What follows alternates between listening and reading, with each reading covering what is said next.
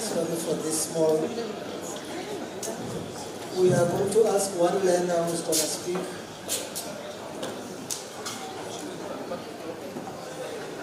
One learner from the school and one learner from the office.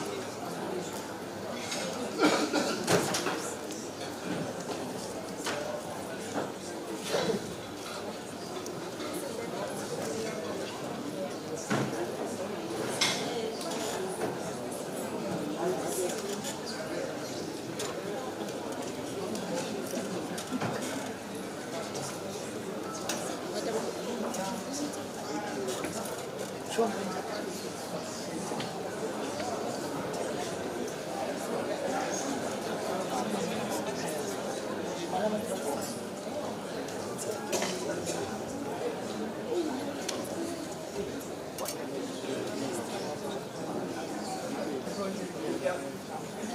Can the teachers bring the kids inside? They're going to sit there at the back.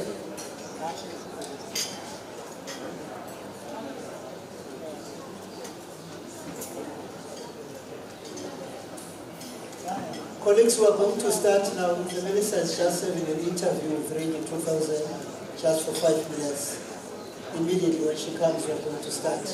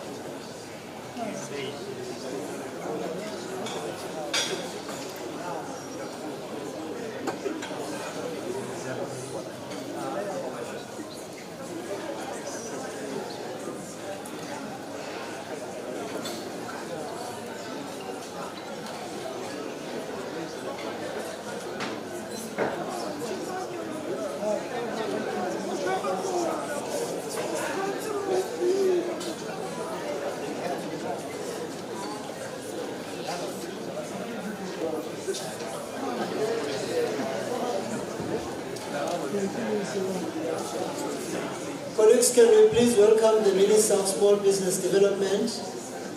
Can we please stand up to welcome the Minister?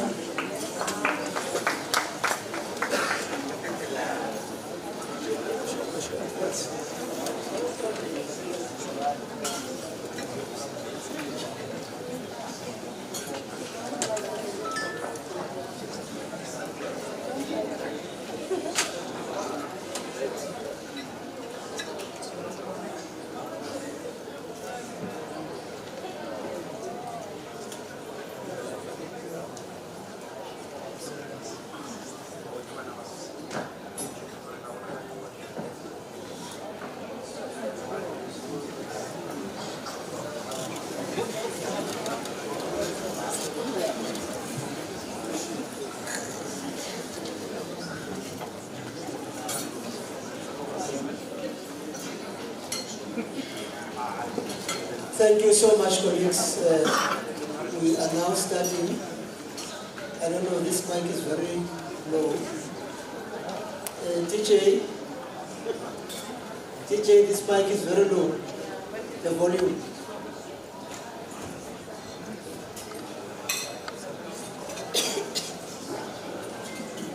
Colleagues, you are welcome. Thank you so much, sir. I think the sound is fine now. You are welcome. We want to start. We are going to hear from the DG, from the Minister, what the event is all about. But just to say that my name is Vuyisa Daile. I'm working at the Department of Small Business Development. I feel like I already reside here. We've been here since Sunday. Thank you so much for a very warm welcome, Free State. Can you please clap for yourselves? Colleagues, we are not going to make the program very long, just to say that this is a town hall conversation where the minister is speaking with you, the stakeholders, so that we can be able to really mark the significance of what we are here for. I am going now to hand over to MEC to welcome all of us. Thank you, sir.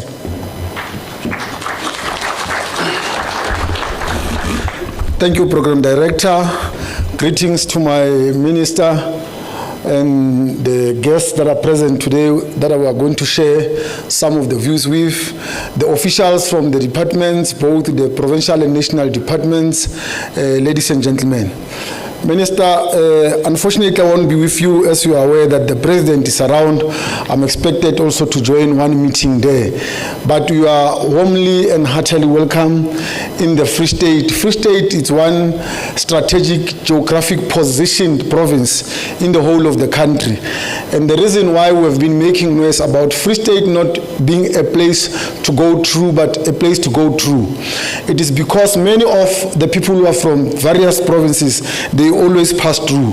But I can attest with you, Minister, you have always coming to the Free State. And thanks very much. And I want you to repeat this thing that you are doing, so that other ministers should see that Free State is a place where they can also invest anything that they want, and then we can change it into gold. Unfortunately, we don't have so much of the natural exciting things, but at least we've got the people in this province that are so beautiful and peaceful. So these people here are going to engage you on the number of strategic things that they want to move their businesses from their positions where they are to grow.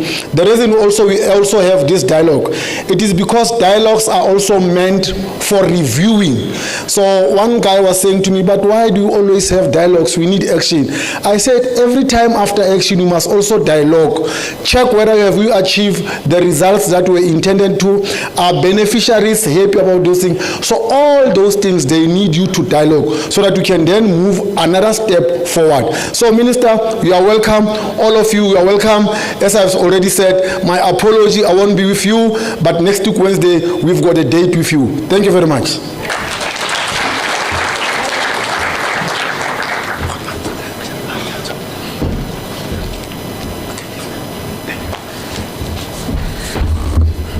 Can we please clap for the MEC as he runs out of the... Thank you so much. Colleagues, the next speaker is supposed to be the Director General of Department of Small Business Development, but unfortunately, she is currently presenting and about to finish that. But she was going to introduce the minister to the podium, so I'm not going to make it long. Over to you, Minister.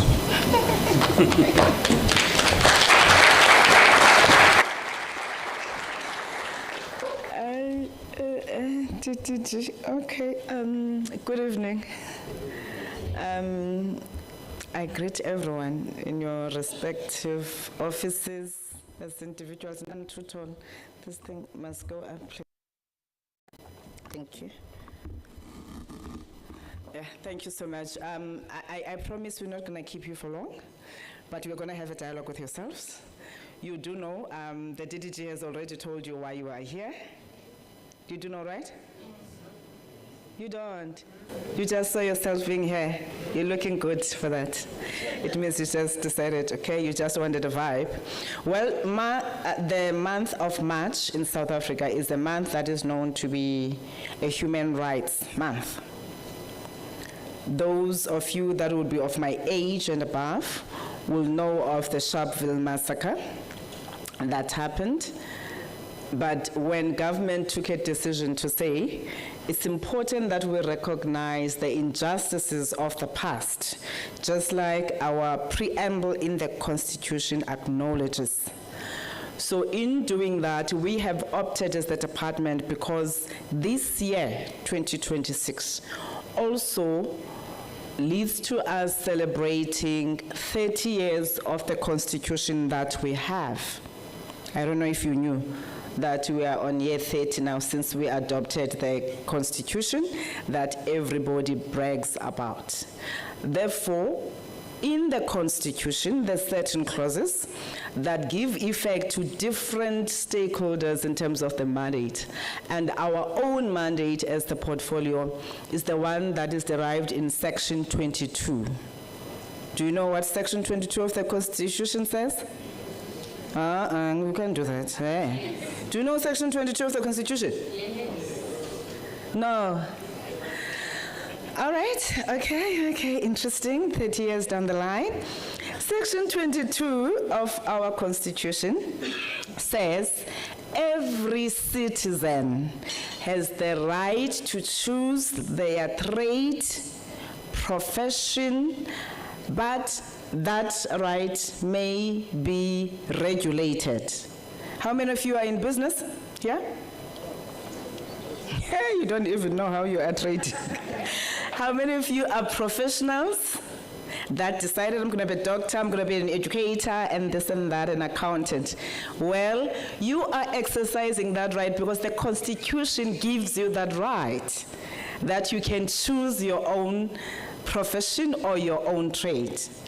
Now, what does it mean in context to what we're talking about today when we celebrate 30 years? It means that as a responsible citizen, you must therefore begin to interrogate what are the limitations of this right, or what are the limitations from the regulations that are put in place in order to give effect to Section 22. I'm going to make an example. People who are learned, they always say, Minister, there's lots of red tape. When are you doing away with red tape? And me, as an unlearned Mpondo girl, would be like, what is red tape in your own understanding that you would want us to make sure that we reduce or we do away with? Most of the time, I really struggle getting answers that talk to red tape. Of course, the first thing people that will talk about is access to finance, mainly, but very few people that will be pointed in terms of the legislations that govern their sectors that they embarked on. And I would then make it my responsibility to tell them, well, ma'am, or sir, red tape is nothing but a law, a policy, or a regulation. When you are going to a bank or a funding institution and you say, I'm looking for funding, this is what I'm doing, and they say, sorry, we can't help you because, for example, others will ask for collateral, 10%. Others will begin to say, because of your credit record, we can't, or you are not funding ready, or this project does not talk to us. People go away, they get very angry and frustrated, and they give up. Nobody begins to say, where does that come from? When you say I must bring 10% of 100,000 or R1 million that I need for me to invest in my business, that government says I have a right, actually the Constitution, I have a right to trade, that the National Development Plan says South Africa must create 11 million new jobs by 2030, and 9 million of those will come from small businesses. And when I open a business, because I have innovation or I have designed a product, now I know how to make this particular thing. I want my government to help me get a machine to be able to process this that I want to do. And then somebody says, bring 10% of R1 million. Are you not excluding me from participating meaningfully in the economy? Are you not infringing on my right to choose the trade? If you introduce a criteria that excludes me, except for those that, for example, who would have said, this one is for women, we don't expect a man to apply. If it is for youth, we don't expect anyone above 35 to apply. So it's part of regulation. But when you are saying in a fund that is open for all, you begin to introduce things that are saying not for you, but silently. What does it mean? Very few people, DDG, that have challenged us on those. And I've asked this simple question to those that are my bosses that I work with. Please tell me, do you have 100,000 in your bank account? And most of the time they will say no, Minister. So I will ask, how do you ask for 100,000 then from an entrepreneur who wants to start a business? When you say one must bring 10%, whether it's 10,000 depends how much do they need. Where do you expect them to get it from? Which is why we had said, as the department that has a responsibility to develop small businesses, which is what we begin to have a conversation about with my team. We are not like any other department. Other departments, they support businesses. Ours is to develop businesses, which means from ideation, you're still thinking about it. You want to be assisted. If this thought of yours can really be commercialized, this is where we say, then we put incubation support to help you grow into the idea, explore certain things, what could be the risk, where's the market, and the many other things. And I had to tell the team that now, it means we've got to change how we do things, because only us have that responsibility. And this is why we are in a dialogue with yourselves. To say, as we celebrate 30 years, what does the right to trade mean to you? What do you see as an infringement that is really depriving you to enjoy that right fully? What is your own responsibility? Because the rights that we enjoy, they come with responsibilities. And now, for that to happen, because I must also deliver a speech. That was a teaser to say this is what today is about. I was really given strict instructions on managing time, but also to remind you that it is not by mistake that we are having this gathering here in Bloemfontein, which has its own history, as the MEC only talked to the issue of it being a tourist center, but also because it is the judicial capital of our nation, where laws will be founded. We have 3 capitals, and Bloemfontein is one of the 3. It is a city that gives, or is a beacon of hope to those that feel like there's an unjust system, because this is where justice must prevail in order to make sure that we are protected on the Constitution, and therefore enduring pursuit of human dignity. This is what brings us here. Now, as I talk about the historic achievements and everything that is happening in this city, there is what is important that we must all never forget. Those people that were gunned down in Sharpeville, as I said, 69 unarmed, that demanded the abolition of past laws. I raise this, that's why I started with the introduction that I started, laying the foundation for the law and the need for you to participate. That as you are enjoying these freedoms today, other people, they laid their lives for you to enjoy what is here. Therefore, we should never undermine that people lost their lives. Now, all we have to do is to pick up the baton and make sure that if there's any other law that is like those past laws, let it be challenged. Let it be challenged. As I indicated, you will not be able to challenge it if you don't understand the laws that are there. That is why, again, we emphasize the need for collaboration amongst the different stakeholders, including the institutions of academia. It is when people were denied their right to work or to trade by municipalities that would introduce certain bylaws, by municipalities that would then charge penalties or charge higher costs on getting businesses licensed. As a result, you will see many businesses not being compliant or not having licenses, not because they don't want to, but because the cost to be compliant is very high, and they're busy investing in their business.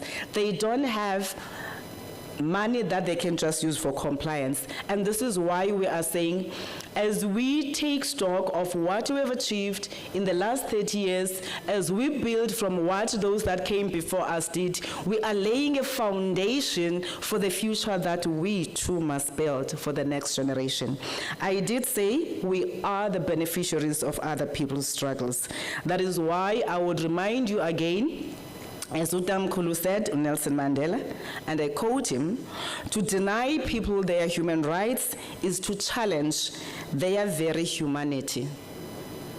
You can't begin to say you respect humanity and then you deny people of their rights.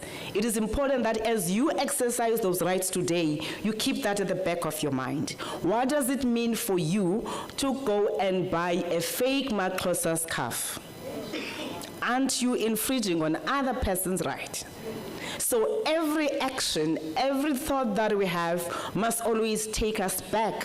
What role are we playing in ensuring that every citizen enjoy the rights that are stipulated in the Constitution? Steve Biko also warned and said, the greatest weapon in the hands of the oppressor is the mind of the oppressed. I'm going to give you a typical example where this happens often, especially amongst the learned, amongst those that are the middle class, those that feel like they don't need councillors and parliamentarians. They never participate. I don't know how many times we have called public hearings, and I'm certain 90% of you never attended the public hearings. That's why I'm saying 90%. I don't know how many times has a municipality gone for IDP road shows and you have attended attended. Yes, we understand you hustle, you are busy, but should your business be too important than a law that can prohibit you from doing business? And these are the things that we take for granted.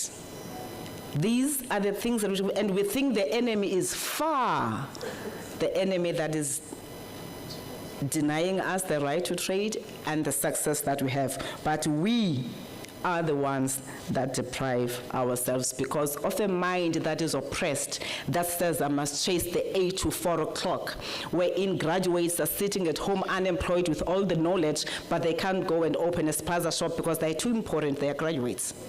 Wherein we see young unemployed people with all the education they have letting their mothers go hustle, selling in the streets, whether it's apples, and they don't even assist them with the costing or the pricing of the products that they sell. And yet they're going to ask for money to go to the hair salon that they think they're too important to own one. When the mind is oppressed, that's what happens as we celebrate 30 years, and of course focusing on the right to trade. We need to liberate our minds. There's no one that is going to do this for you. They played their part. They gave us the political freedom that we have. Let's build from it by utilizing every strength that we have. And of course, Jesse Jackson affirmed that when everyone is included, everyone wins.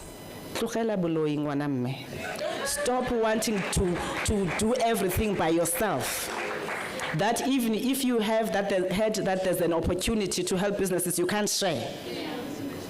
And the next thing, if there's a municipality or a provincial government or national government that issues a tender for a road, you have 300 applicants for one road because you don't think that you can form a consortium. That you stand to see illegal traders in your own country, legal foreigners, because you can't come together and exercise buying mara, Stokvel every month. Unwa Zwala, Stokvel. December is lots of groceries, and then you take pride. Now give me suit to one, give me suit to straight. That time you're wearing fake situation because you don't want to support your fellow designer. I said, because you will never be successful. If you want to work alone, entrepreneurship and success require people who know how to collaborate, which is why they say networking is important. You can't do it by yourself. Now, all these voices that I quoted, they remind us the struggle for human rights has always been inseparable from the struggle of economic justice. You go and vote, and then what, you get frustrated, hey, they're not delivering. Hey, you rage on Twitter, on Facebook, and everywhere else to go and engage the law. They make the law, you vote for them to make the law. You only come back when you're like, we are getting rid of you. You have not seen anything. You think 40% is sufficient. This time we're giving you 20%. It doesn't matter. You're going to give 20%, yes, will be hurt. But the unfortunate thing is that progress will not be seen because you are still abandoning your responsibility to participate in shaping the economic laws of our country. And we need you to wage war against the economic injustices of our country. Now, these rights are meaningless if they don't come up with instruments that support you. Because we can have all the great laws, but if there are no instruments that must give effect or meaningful effect to your participation, they are nothing. Just like I've had many people who say, hey, South Africa has great policies. You still go to bed, you have families that are not able to get food.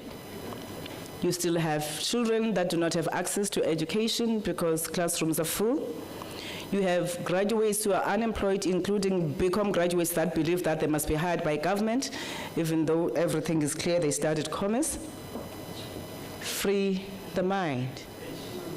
This is what we need you to do for South Africa to really reoccupy its rightful place, just like your grandfathers did for the freedoms that you are enjoying today. I'm not inviting you to go to exile. We don't want you in exile. I'm not inviting you to join politics. You're gonna take my job if you go there. But I want you to understand one thing, that as I am in the business of politics, the politics of business remain with you. These things have to coexist. Hence, I say those rights mean nothing if there's no economic justice. And to give reality to this, as the department, we had to come up with different instruments. Amongst those is the provision of the non-financial support, wherein we have observed that even where you are saying, we want young people to come and open businesses, we're going to give you 50,000 rands to start your business. 6 months, 12 months down the line, they fail and they leave those to be ghost places, or white elephants as they are called. You've got to then take stock and try to dig deeper. Why are we seeing this business is not thriving? Even though we've introduced BEE, even those in the triple BE, we have the ESG component, even though we continue to say, let us all provide training to small businesses. And then we then realize that the quality of the training that is provided does not talk to what is required. I don't know how many of you would have attended trainings. I know you also get irritated.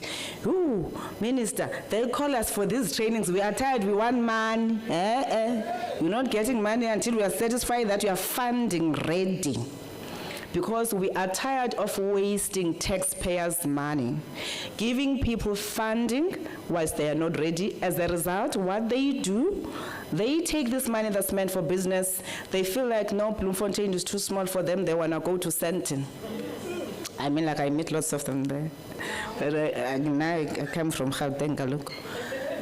Then all of a sudden, their houses become too smaller for them. They don't think about investing in the business.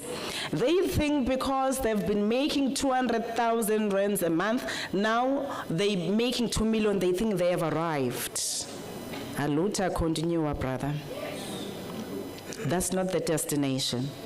Which is why we said there's a need for us to make sure that we enhance our pre-investment support and enhance the post-investment support, which must include mentors. Because some businesses, for example, are seasonal.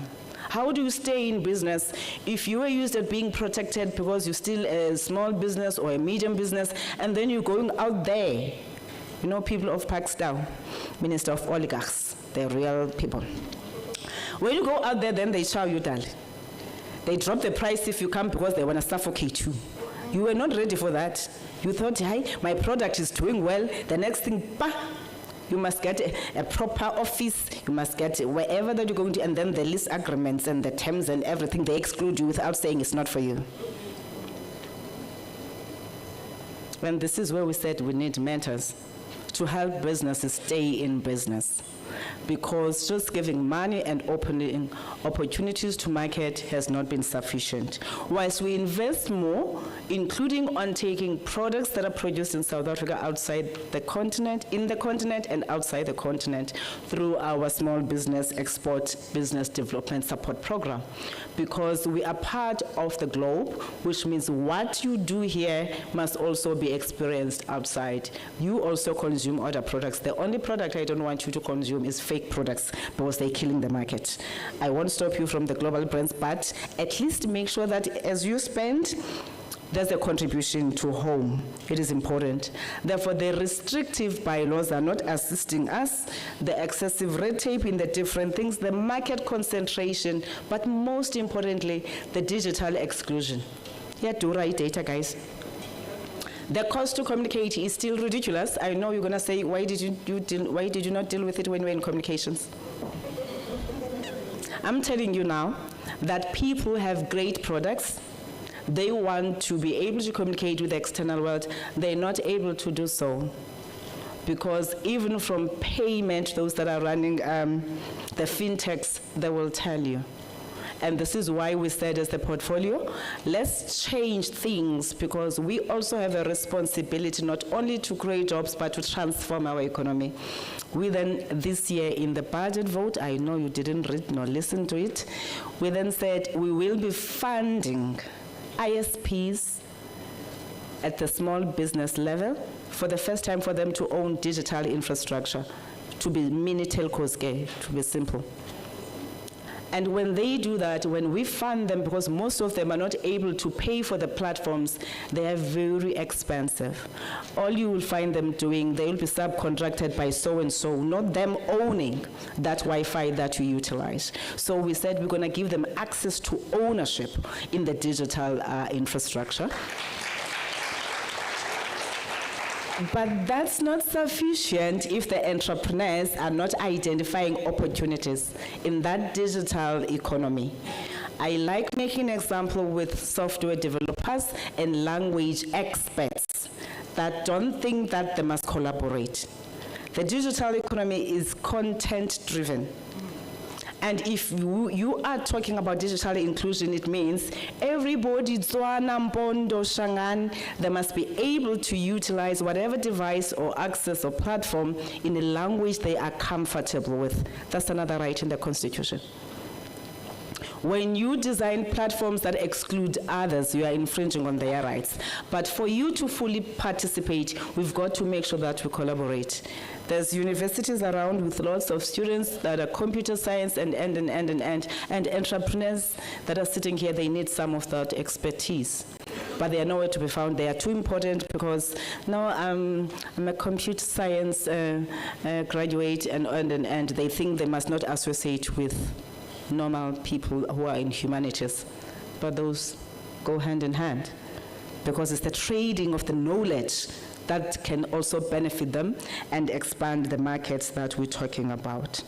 So, all these realities that I'm talking about are realities that must really remind us that these rights must be actively realized, not passively assumed. There's no streetwise knowledge on this. You know? People will go to AI, how do I do this? And AI will give them all the chaff that is there. And then they will come and present to you and you're like, what did you do? Why can't you respect your intellectual thinking like that? Because the machine needs to be fed. The machine needs data, and the data is with you. But you don't think that you can commercialize that data. Because that machine is nothing that AI without the data that you feed. I like, again, making a simple example.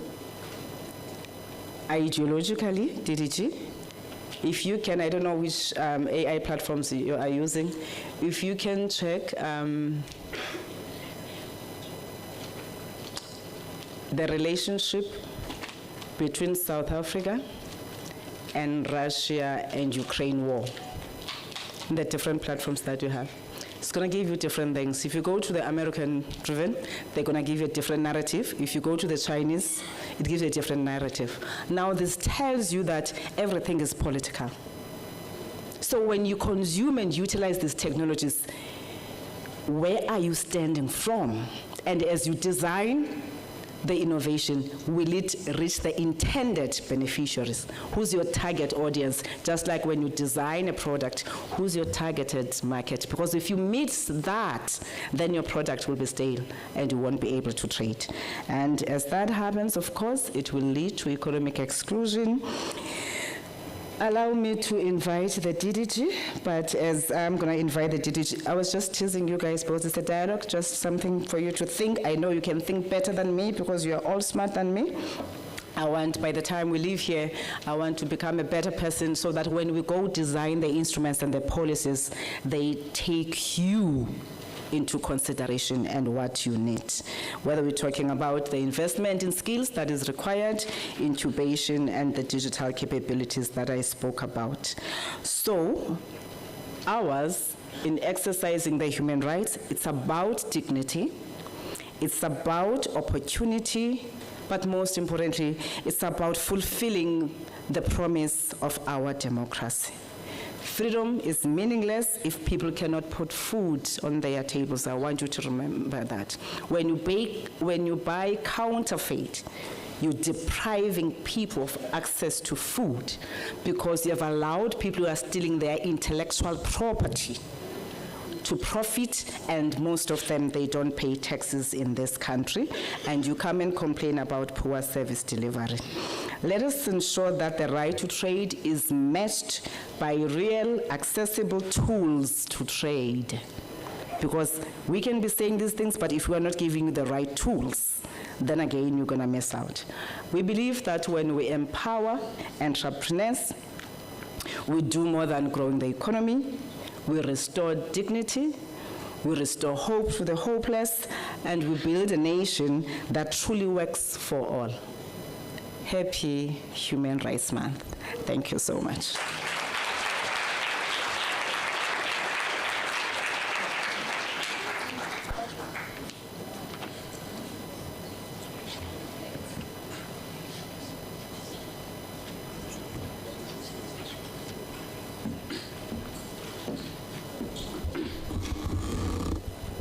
I did explain during the day my challenge. Colleagues, can we give Minister a big, big round of applause again?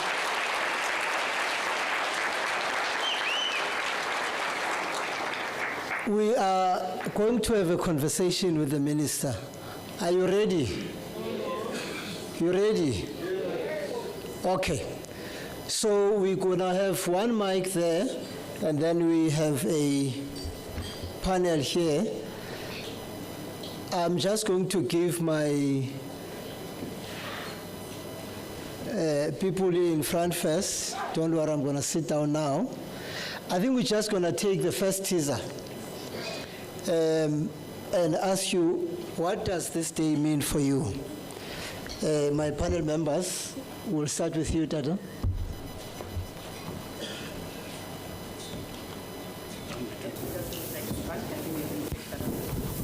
Colleagues, can you help us with the mics? It's working. No, I think it's important to acknowledge what the minister said. At least for me, minister, is that this day means something different. You would recall that in 1994, many things have been done. And I'm going to summarize them. a new democratic dispensation led by Dr. Mandela was elected, realizing that there is a disparity between black and white, they came with a policy, RDP. And that policy was trying to close the gap between the poor and the rich, black and white. Amongst other things that they did, they introduced affirmative action, they introduced BEE, they introduced comprehensive agricultural support program, they introduced a preferential procurement policy, just to mention the few. Despite those good laws and regulations, most of us in business sector are still suffering. And that's the point I think the minister is challenging us to say, what do you do with that? For me, Minister, is that I've identified 4 things, at least from my own academic research, to address this issue. One is that this disparity creates not thing that would enable the economy to grow. It's not very good for the economy. Not good for the economy because the most people who are poor, who don't have enough resources, are black, and women, youth in particular. It's not good for democracy, because if democracy is the democracy we have today is not taking care of the majority of people who are destitute, poor, you have a bomb in your hand. The third issue that I think is the biggest issue that the minister touched is that it's not good for social cohesion. And that's why I understood in the press conference, the minister insisted on the debates, cohesion debates with regard to national dialogue. So the issue of not having the money, the business not doing good for black people is not good for those 3 people. I'm suggesting 3 things, Minister. That the Department of Small Business and Development should take a lead in ensuring that it develops integrated SMME development. As we speak now, it's not integrated. And that's why you have people who would say that there's a red tape. Let me show you, Minister, what is the red tape for me. The red tape for me is that the law says that businesses will be paid within 30 days. They're not. They are not. That's a red tape. And people who are sitting behind the desks, at the month end, they are getting their salaries. Those of us in business, we are not. We have to beg to get the money that we worked for. We can't have that situation in democracy. The other thing, Minister, I suggest that the department should look into, I'll deliver my framework that I've developed, well-researched, is that I have identified about 3 frameworks that needs to be looked into.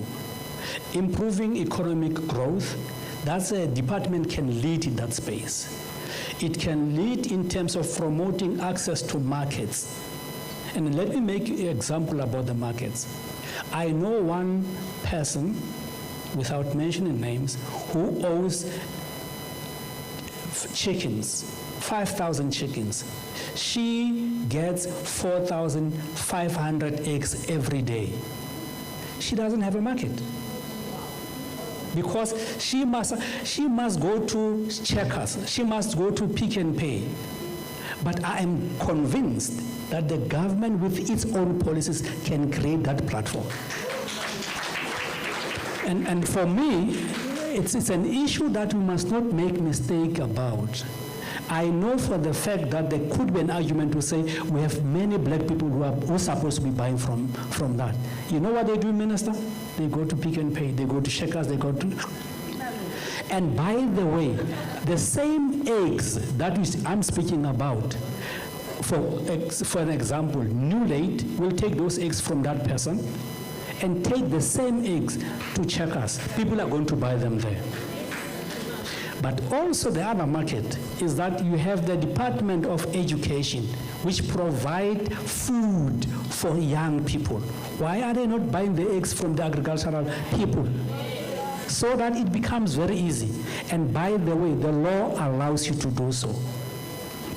So the third issue, Minister, I'm raising is that it can improve competitive business expansion. This department can do that. So if we have those three elements I'm talking about, they will naturally reduce the dying of businesses. In the research, we have shown that small businesses, and I'm not married to that SMMEs, I'm just saying small business for purpose of the conversation. The small businesses, in terms of the research, shows that businesses are days at the minimum, and they die within the first year and the third year. What do we do? I am convinced, Minister, it should not be the willy-nilly of different departments. The department, your department, Minister, must be seen to be leading in this process. And I'm making an example about agricultural, comprehensive agricultural support. The Department of Agriculture will do that without understanding your department policy direction it should be taking. But once this thing is coordinated by your department, Minister, there will be a one entry, different frameworks, and that will enable us to achieve the many things. For me, that's what this month means. By the way, I was born in March. That's why I know about what I'm talking about. Thanks, Minister. Wow. Happy birthday in advance, or happy belated? It's just passed. It just passed. Thank you so much, Mr. Masitela. Sister Dolls, you heard the minister talking about the right to trade. Just tell us briefly, what does it mean for you and for your business?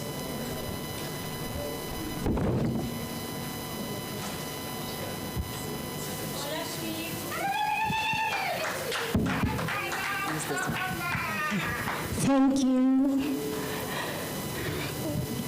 Thank you. Greetings, Honorable Minister.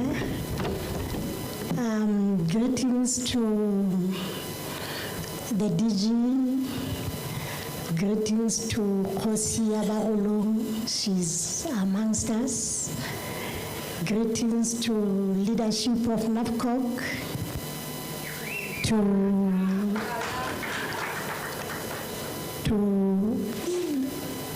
all who's here.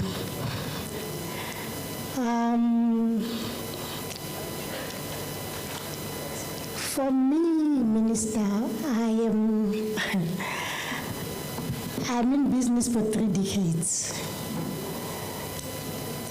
And I am a direct beneficiary of the work that you are doing, that the government is doing and the ANC is doing. I should be the one having a microphone and making noise about our government. I am a product of Bloemfontein Masitela for the work that the good work that they have done. I am a good product of Bloemfontein Maritsiki.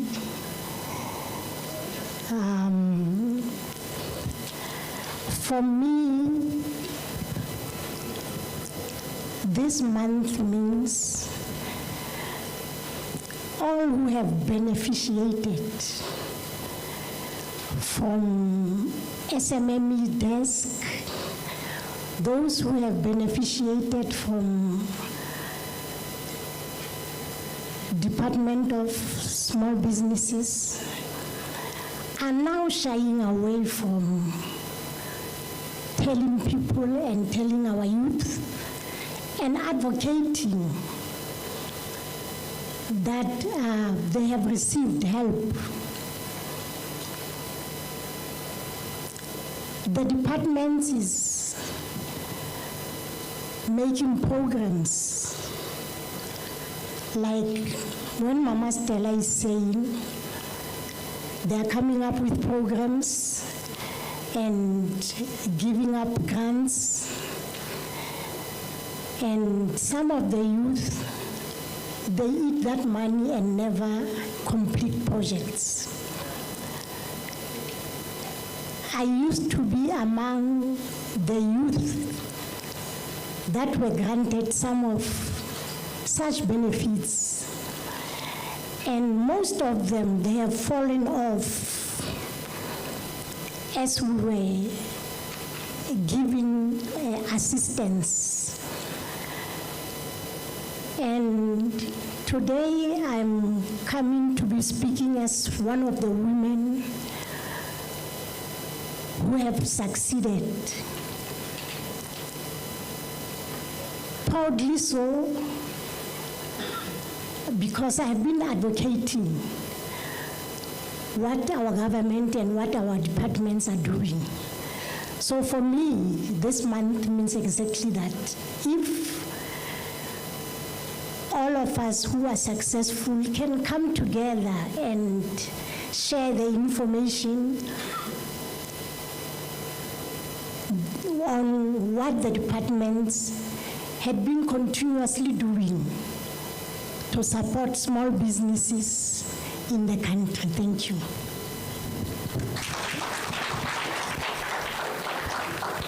you. Thank you so much, Sister Halls. I think we want to go to young people now. Just briefly, what does this day mean for you? Good afternoon.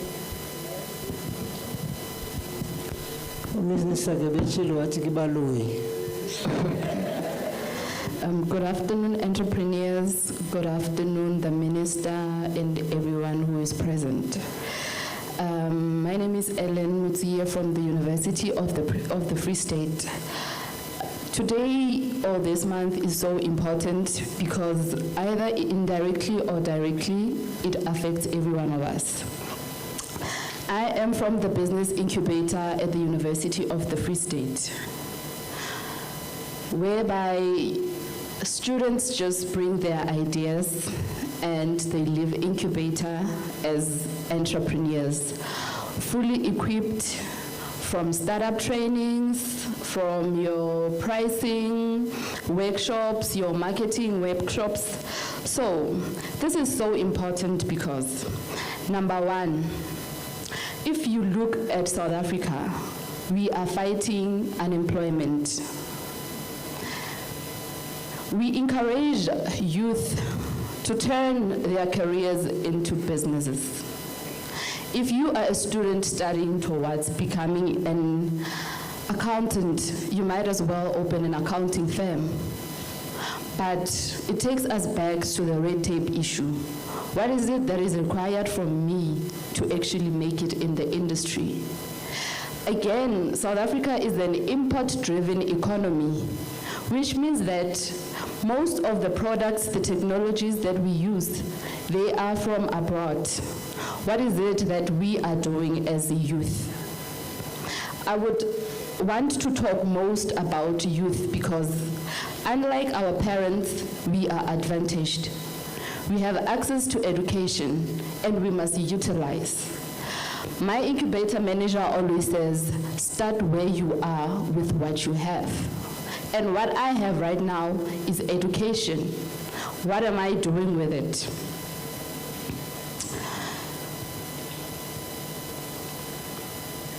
Also, my suggestion to, I am so glad that the minister is here so that I can pass on the message before going through 10,000 other people.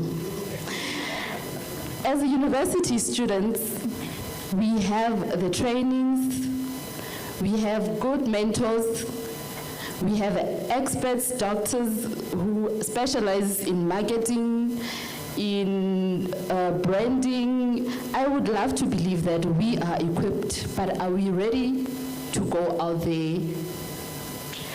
We do not even have the funds.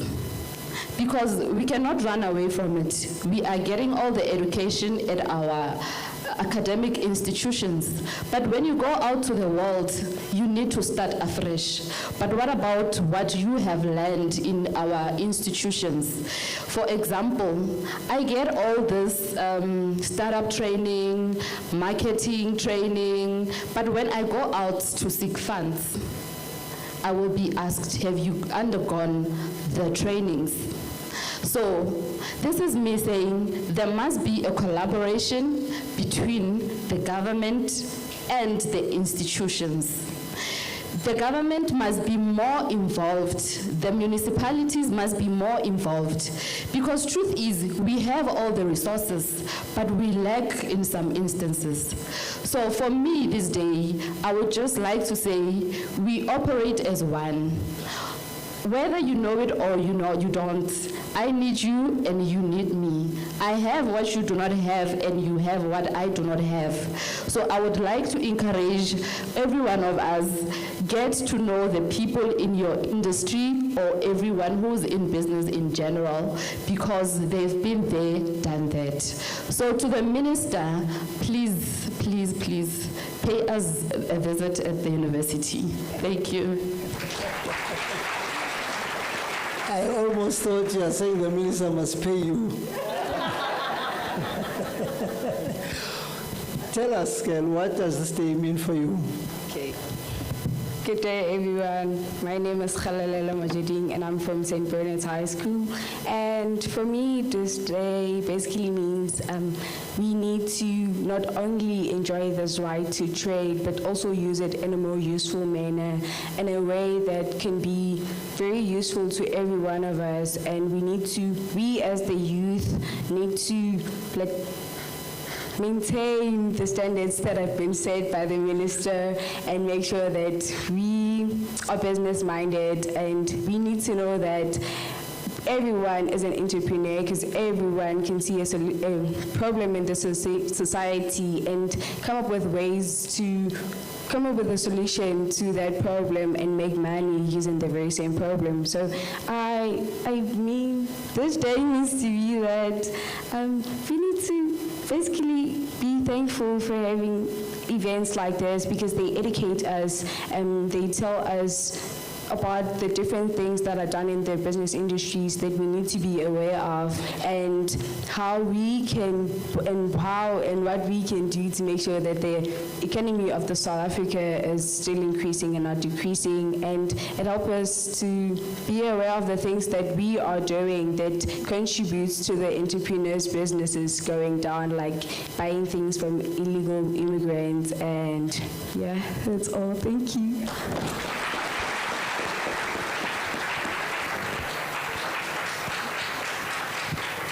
Thank you so much. We are left with you, sir. Sure. What does it mean for you?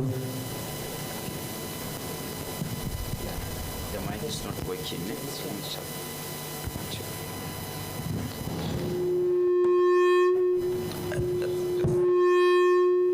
The other must take this one. Take this one. Hello? I must take this one.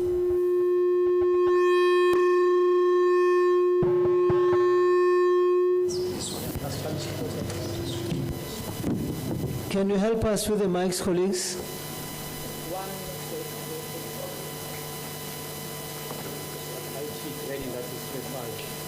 Hello? Hello? Okay. Good evening, Minister. Thank you for honoring South African Human Rights Commission to this important discourse. My name is Tunuko Modise. I am the Provincial Manager of South African Human Rights Commission in the. I want to extend greetings to the royalty. I've heard that the Queen is here, all the distinguished guests, the DG, business people in this forum, and to everybody who has honored this invitation. This month, Minister, it is very important for Human Rights Commission. We remember very vividly the struggles that black people, that we went through in the past. And when you look at the preamble of the Constitution of South Africa, it clearly says, we the people of South Africa, we do not want to see us going back to injustices of the past. And the Constitution is founded on the will of the people. And this discourse, Minister, it is a dialogue about reclaiming the right to trade, which is central to human dignity. Secondly, this dialogue, it elevates the dignity as the foundation of economic inclusion. And I'm going to explain a bit about these issues. Lastly, this discourse positions the Department of Small Business Development as a champion of opportunity. And I want to say this, Minister, in the past, people were excluded, and exclusion was intended to take away the dignity of black people and Africans in particular. And when we speak about economic inclusion, we want to say black people, or Africans in particular, should not be observers in the stream where money is changing hands, in our province or in the whole country. I work, and my work is more of your, going to townships, cities and towns around Bloemfontein. And I can tell you, Minister, a disturbing thing that we have seen. Majority of businesses across the province are not really owned by, black South Africans. And we have seen it in each and every township. And there are two townships, Minister, that particularly, brought a complaint to me. That's Tienezen, in Tienezen, Masilo, and in Hebron, where residents, chased away for nationals from running businesses in there. And the struggle that these people were fighting was not a struggle about, xenophobia or not liking these people, but it was a struggle about finances, economy of the township. And therefore, when people are excluded from the economy and mainstream of economy, they feel, eroded of their dignity, and they cannot say anything else, and they cannot be recognized. In conclusion, Minister, let me make an example. At home, my father was a businessman. I'm from Moshlaking, but I love this province. I'm here over 20 years in this province. My father was a businessman. He was selling coal and wood, and he had trucks. One day, he made business with a certain firm of, white people, and they gave him checks. So my father kept all these checks in his, there was a big bag suitcase that he kept them. And he thought it is money that he was going to exchange. And after some months, when he came back and said to my son, now I need to change the tires of this vehicle and all those things and buy other things, he took the bag and went to the bank. All the checks were countermanded. I'm saying most business people were excluded through knowledge, skill. And Bontate Maponya are living examples that pioneered through resilience from exclusion by the system that operated in the past. So as Human Rights Commission, it worries us when we see black South Africans in townships not participating in the economy of their country, not exchanging money, and just handing over their money to other nations, and we being observers in the mainstream of economy. It is wrong. Thank you, Minister. Minister, as we come back to you before we go to the audience, this was just a teaser, an icebreaker. What does this day signify? Oh, well, for me, right? As Minister or as Telandaben? Both, Minister. Probably let me talk as Telandaben first, speak as Telandaben first. For me, this day signifies the responsibility that I have as the privileged citizens, that is a beneficiary of the work that was done by others. not only the responsibility in terms of what I want, but the responsibility in terms of saying, how do I play my own part in order to provide that dignity to humanity? And as I say that, the fight against any injustice comes in 3 cans. I'm taking a groovy coke. And those cans is the I can, the you can, and the we can. And therefore, for me, this day takes me back to say there's a need for us to go back to basics by working together, just like those that came before us did, for them to defeat apartheid. We will never win the fight against economic injustices if we're doing it as individuals. History has proven that it requires a collective to fight against any injustice. So that's what it means. Now, as Minister, what this day means for me is that government alone can never do this. That I need many players in the ecosystem to make their voice heard, so that when I design a policy, it responds to what the people want. As you quoted Mr. Mudisa, Commissioner, on the preamble, we, the people of South Africa, the collective approach that was taken. So it takes me back to that. We've got to do everything to realize the importance and the strength of the togetherness.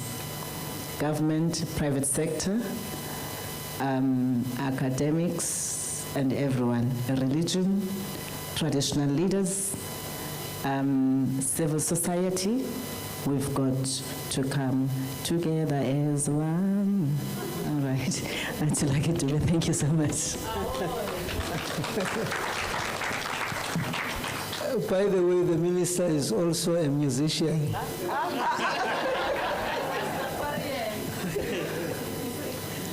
Colleagues, this was just a brain teaser, an icebreaker. We're now getting into the business. We have a number of themes that we want to look at and discuss today. And don't worry, we're going to take it to the floor. But in that Demasitel, just take us memory lane. What were the challenges in the past? What was your experience? And how did you overcome those challenges?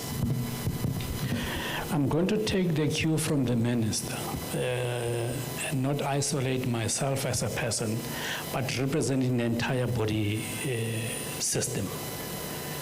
The challenge that most of the people, black in particular, had during those times were the regulations and the laws that barred people to participate in a mainstream economy. That was the biggest issue. However, black people had their way of navigating the road. You can talk to about Ndadema Ponya. He did those things long before. You have many people in the townships who played that role. And those people have passed the baton. Commissioner, by the way, I'm from Heilbron, but I didn't participate in that motion. The point I'm making is that most of the people take the baton, try to remove the obstacles collectively, individually, and otherwise. And if we are unable to do that, we will not be able to circumvent the challenges that our people had during those periods. For instance, the fact that government during those years would naturally come with laws that will benefit white communities. Justly. And that's why some of us, in our contribution, we had to conduct research so that the private sector, public sector, and government could consider to say, okay, you have been in those roads, you have been in those potholes, how do you come out of them? Without telling people that I did this, I did not do that, contribute to say, here is the study, read this thing, check what we do, because we have experienced the challenges. We know what people are going through. For me, those are the processes that we may want to look into, to say the forebears, what have they done? What can we do? And I think the minister raised a point earlier. She is not inviting us, those of us who are very young, to go to exile. We can't go there. She doesn't invite us to take the arms. She is saying, what contribution can we make? And sometimes, when some of us are very harsh on public representative and administrators, it's because of the contribution we are making. And if it's going to be understood in that context, it will be better. So that when some public representative hearing a public member raising a point, she must not say, "Angzophat." Because once you do that, you are barring people to make contributions for their lives. And Section 22 enables all of us to make contribution in the little way we can in the different facets of life. So for me, historical past was, amongst other things, with the issues that I raised earlier, the regulations and the laws that the current government introduced tried to circumvent the challenges that black people and people in South Africa were confronted with. Part of those laws, they are saying, let's be equal, black and white. We are all needed to contribute. She says, as a student, we need to work together. But we cannot work together, Minister, if the government, the developmental state, is not promoting the blacks to be at the level where the whites are.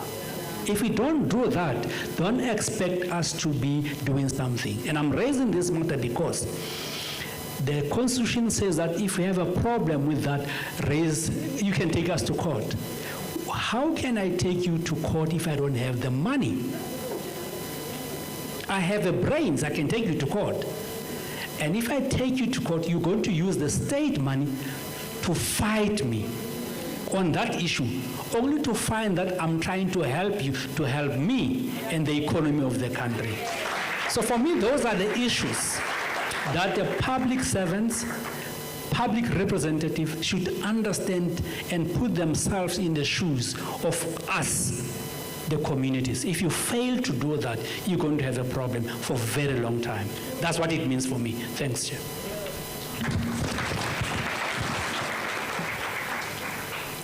The public servants must understand that we are trying to help them to help us. Colleagues, we're going to take just 2 or 3 people. What can we learn from our past as we celebrate this day? I don't know if there's a mic there. We just want to take 2 or 3 hands. Here's the mic.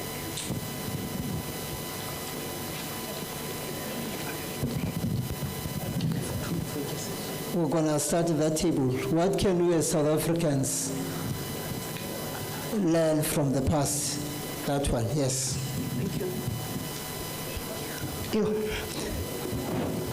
Thank you, Minister, and all the speakers. What we can learn is that as civil society, like for instance, us representing township and rural organizations, is that sitting in cozy spaces will not make the change, and that we need to come up with systems that can be supported by the Human Rights Commission. Because we have the Human Rights Commission, we've got the department that supports us, but is limited. We need to find ways to force our government to change the very constitution that is affecting us, to change all the other laws that are there to make sure that as entrepreneurs we are protected. South Africa and France are the only countries in the world that puts other people ahead of their own citizens, and that has to change. So we cannot pick up stones, but we have to find ways of coming up with some stones to throw for things to change. We can't leave a country like this for our children. Things must change. Thank you.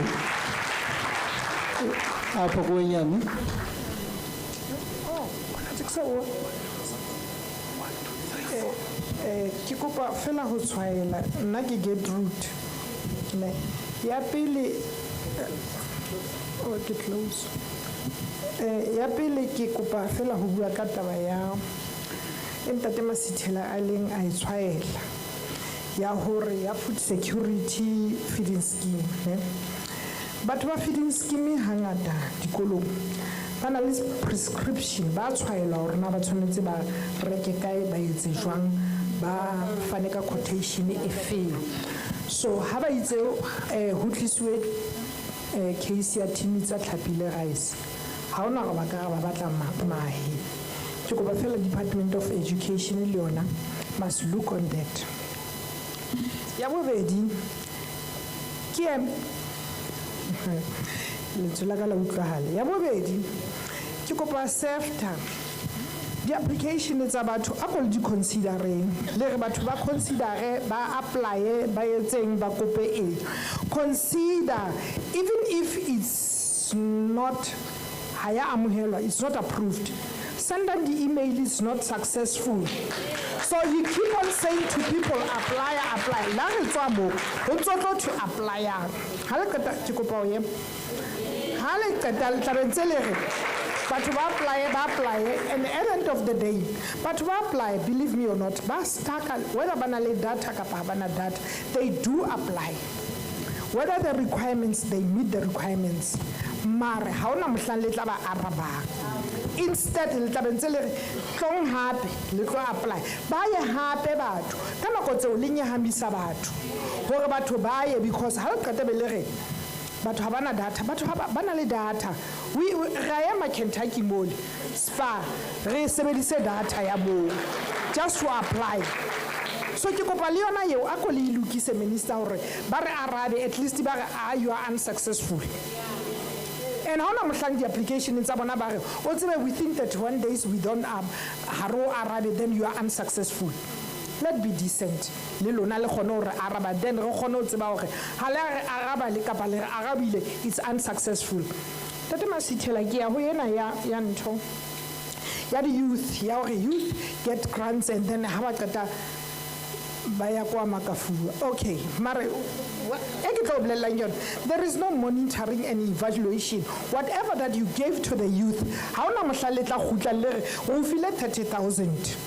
What did you do? When the application or it's a submission, o tlo etsa tjena le tlo etsa tjena o tlo reka di nepi o distribute now di distribute o mo fa tjhelete o qeta wa tsamaya how do you expect motho a ntseng a tshonne a sna tjhelete o mo fa 30,000 how do you expect that person hore o tlo deliver ntshwasa wena without you as I said hore o tlo mo guide you always say re tlo guide re tlo tshama le wena go tshware ka letso this never happened ha o qeta mo fa tjhelete ke lona ba le mo file tjhelete ha ona motho o tla nga mmotsa hore na thank you so much ma'am thank you thank you ma'am le buile tsengata hona le ena ya incubator from UFs a ke re ntse ke tshwaela ntate ho ya ka mama re bankata mama please thank you hona le incubator ne meaning ya incubator ngwaneso ya UFs I don't think people understand rona re tseba incubator e le ngwanolo wa premature ke ntsweng ka mo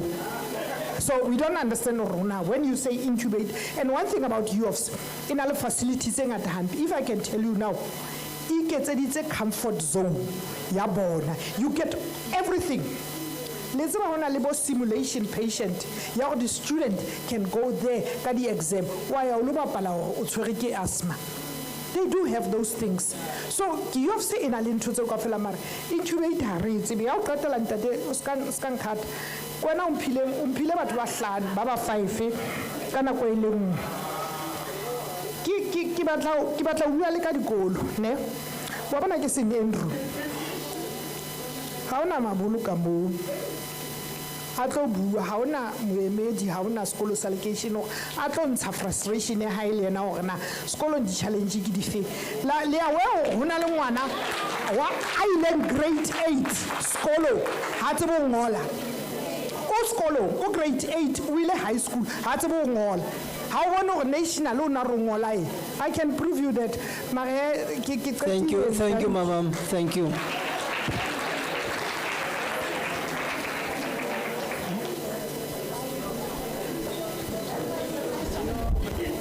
Thank you, DDG. I just want to caution on the rights that we're enjoying. They come with responsibilities. There are other speakers here. If we give you to take 10 minutes, it means other people must be given 10 minutes. So, kia kupa, as we exercise the rights that we have, they come with responsibility and they should not infringe on other people's rights. So I'm going to request all the other speakers that are going to speak not more than 3 minutes to raise the issues that they want to raise so that we can also afford other people the right to express themselves in this celebration that we have. Thank you so much. Thank you so much. We're going to take 2 last hands. That one at the back, Wena. Those 2 ones at the back. I'm sorry. We're going to have other rounds, colleagues, don't worry. Thank you. Thank you, Minister. All protocol observed. My name is Tiliso Suche, and I'm the chairperson of Marijuana Board of South Africa. What we observe in this human rights is that as the cannabis community and indigenous community, we are still oppressed by the current law. I would like to say, Minister, small businesses, every office in your ward needs to be there because of you're not there in the municipal offices.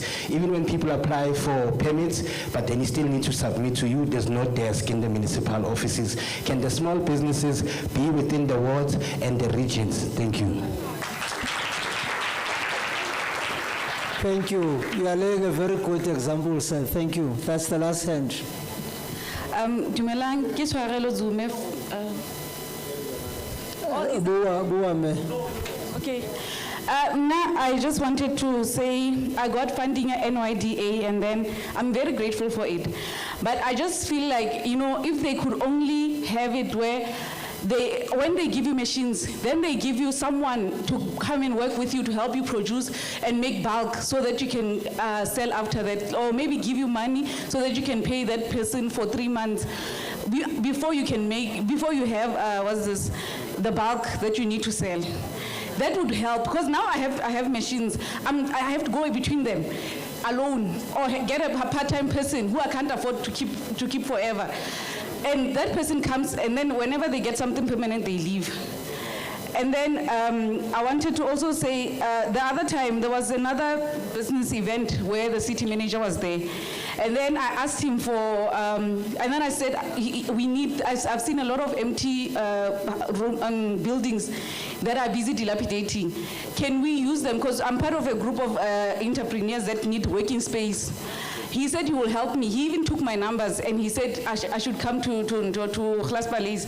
I went there, I couldn't even talk to him. I haven't even met him. I've been going to one person from another person to another person because and then they eventually told me that they can't give me the buildings because they only give them out for renting, not for us. And I'm like, but I'm gonna take care of it. We're gonna be, the presence of someone there can help. Because the thing is, with the building, when we have a building, office space as entrepreneurs, we are going to be able to get those CETA-funded interns to come and help us. They are fully funded. All they need is experience. We can be there to provide the experience that they need. So if the government can be there for us and talk about such things, it will be really helpful. And then, with my 2 cents worth of logic, the local government, I agree with Ndati earlier when he was saying that, yes, one last thing. Thank you so much. No, thank you. Minister, it was about system, it was about oppression, it was about lack of dignity. Back to you, Minister, going memory lane. Please bring back the mic.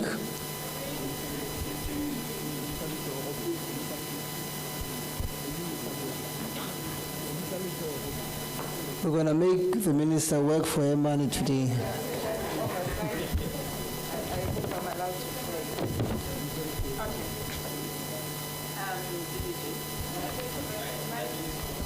The mic is off.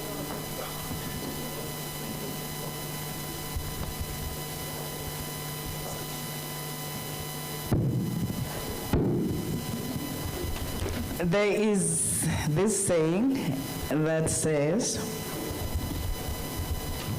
when we engage with different people, we must always make it our hobby or responsibility to listen carefully without responding first, to listen, to understand.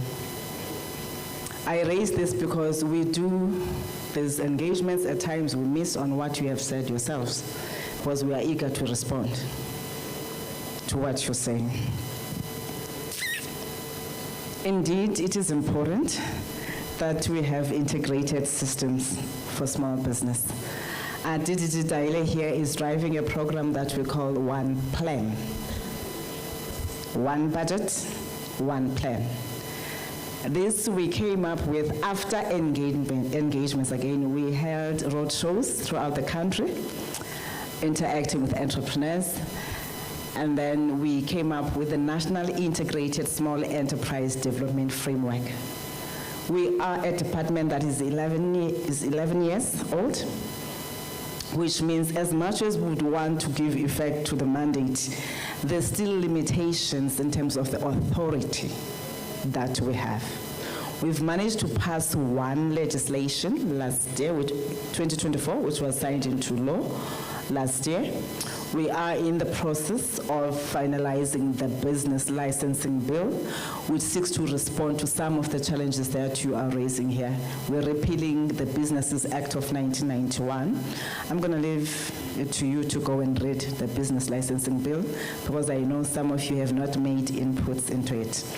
But don't stress, once it's approved by Cabinet, we're taking to Parliament. Please make sure that you participate in the public hearings, even if you send written submissions, so that your voice is heard as we try to protect South Africans first. Because I studied in the Constitution and emphasized on the preamble, we the people of South Africa. And then I went to section 22, the citizens. And as we would want to say everything, we've got to understand that there are limitations in some of the things or the rights that we enjoy, which is why when we say this act does not help us, let's repeal. We introduce one that must respond. But the one we're introducing may not respond to everything because you may not have participated in it. The NISET, the National Integrated Small Enterprise Development Framework, then said, out of the game changers that we must focus on is that of ensuring that we put certain instruments that must enable the department to be able to carry out its responsibilities. The first thing is that if you have a responsibility to promote entrepreneurship, and the NDP says 90% must come from this constituency, it means you need a one-country plan. From the one-country plan, there's different segments for informal traders, for micro-businesses, and the different sectors. There's the township and rural constituency that should not be left behind, which is why we then started consultations on the township and rural economic development policy. We had said it's township and rural economic revitalization. And out of the consultations, people said, what are you revitalizing? Because there's no economy in the townships. So we had to change again because people had said, you're starting from scratch, how to develop those. From there, then there was a need to say, lots of people are spending money on training. Whether you go to the CETAs, you go to UIF, whether you go to ESD, but where does this training end up? Where are all these people? What value are they adding? We then said it is important that we come up with the incubation and business development support policy to guide the country, whether in the private sector or in the public sector, on what to focus on when providing the business development support and incubation. Because right now, everybody stands up to run an incubator, everybody stands up and providing business development support to entrepreneurs, and because we've also seen the weaknesses in the system, then we all agreed through the consultations that we have had that let us design that policy. It's going to be adopted on Wednesday next week in Cabinet for it to be implemented. I'm explaining these things because if you are to talk about integrated MSME development, you need all the relevant instruments. What impact does not having access to land have on the MSMEs? Which is why you see us going to the white paper on local government, chapter 10, that talks to local economic development. Make inputs on that as the portfolio, which is why on the 15th and 16th we'll be hosting the LED Summit. Not that we are COGTA, but because the work they do affects the work that we do to develop small businesses. This is why we're also signing an MOA with the Department of Rural Development and land reforms. Because when we talk about land issues, we've got to understand this is why we signed with the House of Traditional Leaders to say you have land in your areas, you give to everyone else, but not these entrepreneurs. How do we partner to make sure that all of us understand what we need to do, because we've got to make sure that we define the destination together. Where do we want to go to? And therefore, which stop must I get off? Should I take a bus, a train, a flight, or I need an integrated transport system so that I have to fly, land, take whatever that I must go to reach the destination. So all this information that you are giving us helps us to work towards that integrated MSME support that we're talking about.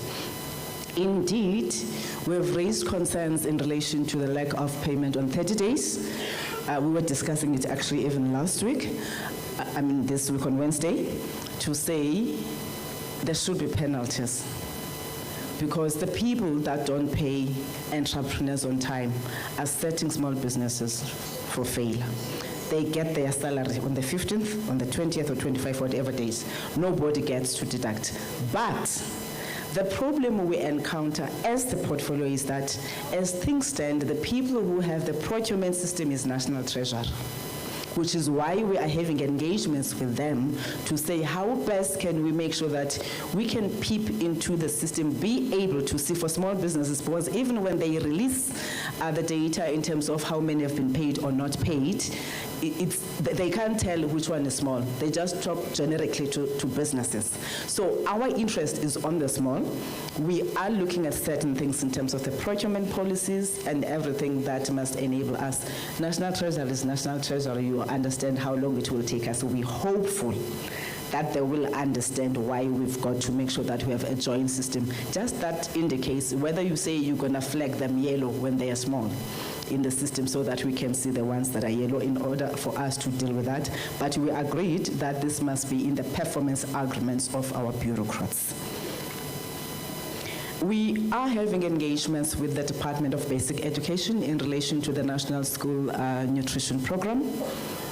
You may have recalled that in the last administration, or beginning of this administration, there was a call to make sure that it's decentralized. First, it was centralization, because they were saying they want to get value through bulk buying. We engaged, we fought to say, if you're doing that, then we're excluding the small businesses. Now the teams are finalizing whatever technical things that they need to finalize, working with DBE, in order to enable participation of local and small-scale farmers in those areas and the entrepreneurs that are there.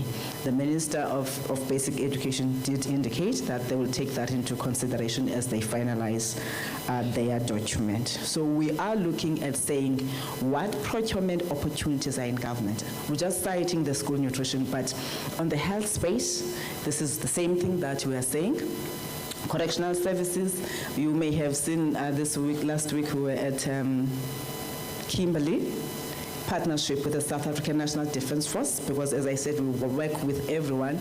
You know, most of them, they produce food from there as the soldiers, then they then feed themselves, and then at times they supply. So we're bringing all those skills together to say, in the incubator that we have, as we talk about mentors, how do they come on board and then be able to help the people that we have, including sharing the resources that they have.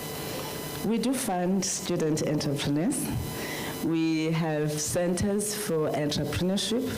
There's one that I know that in the report that I got that has been approved for Welcome, we already have here in your office. I'll just check who are the directors that are managing that. We have signed agreements with 26 deans of commerce in the universities. We continue to sign with the TVET colleges.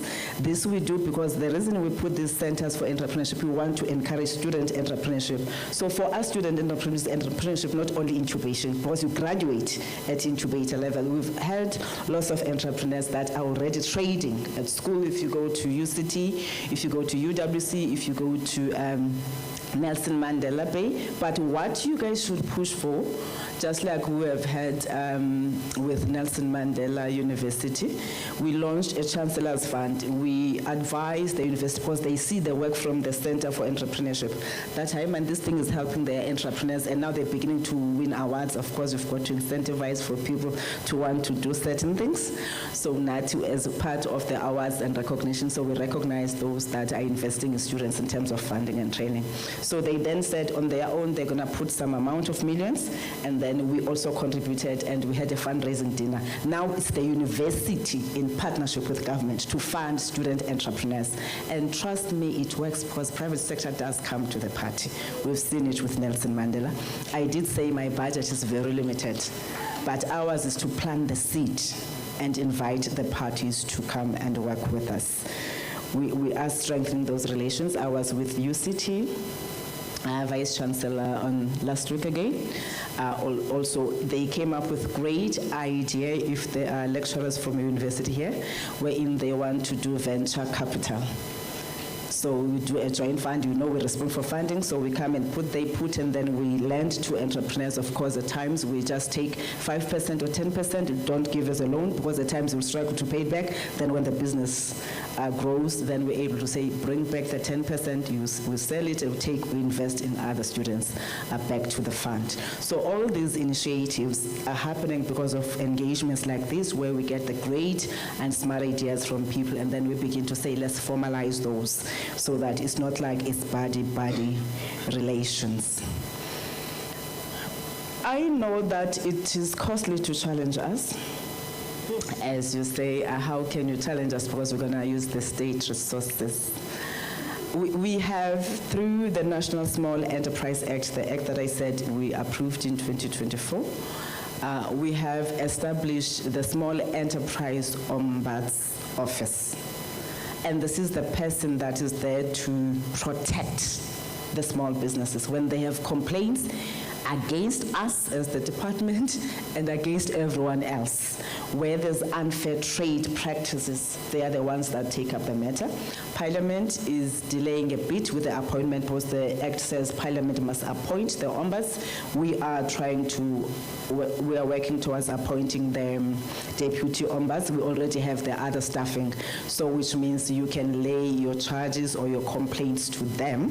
The DDG will share that information. So those are the people, because we understand that it is costly to challenge, whether it's someone who's terminating your contract or who's not paying you or whatever unfair practice that is imposed on you. You can't go to court and pay for all those fees, which is why we established the small ombuds, just like the Competition Commission from DTIC, to represent yourselves in dealing with that.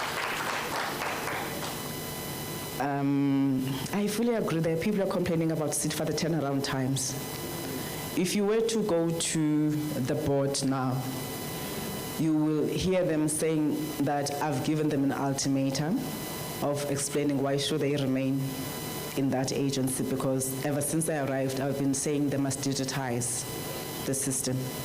Because the problem is that they really focus on manual applications. They lose documents, entrepreneurs submit, the next thing they call back again. This statement is outdated, come back, that time is their fault. And we have said, let us change how we do things. And for us, the only way to eliminate those wastages and leakages in the system is to digitize, automate certain aspects, just like you go to a bank and apply.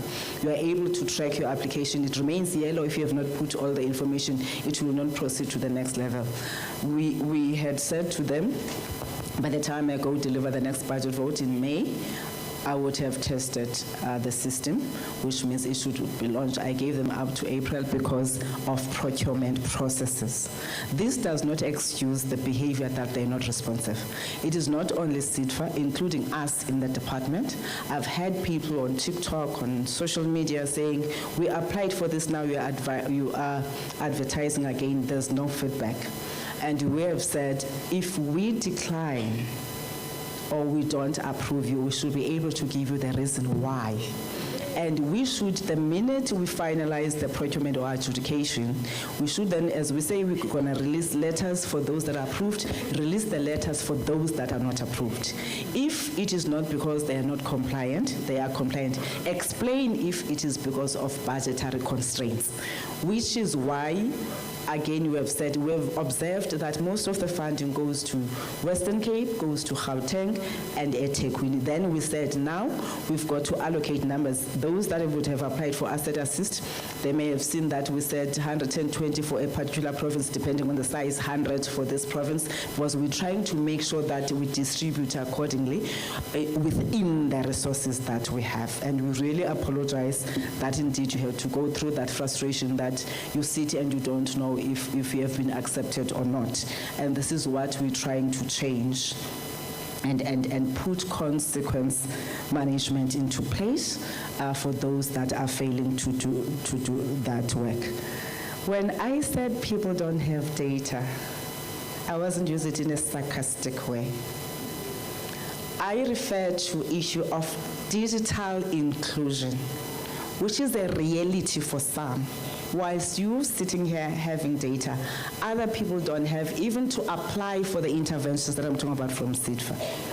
They would afford a 12 rands data, and then if the system takes too long, because the cost is too high, then they can't even finish that application. This is the reality of some entrepreneurs.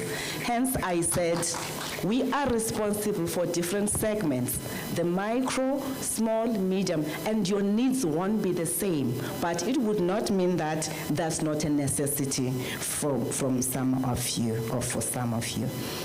We really have been bad on monitoring interventions that we've provided. I've been hit with an egg on my face. You go to this area, Minister, there's your white elephant. Minister, you funded that person. At times, one of the things we've done, we will fund you partly. Whilst you need 10 million to finish the entire project, we'll find you 6 million. We're not sure when you're going to get from the 4 million. As the result, you stuck with a merchant because, or we buy you a tractor, what you don't have is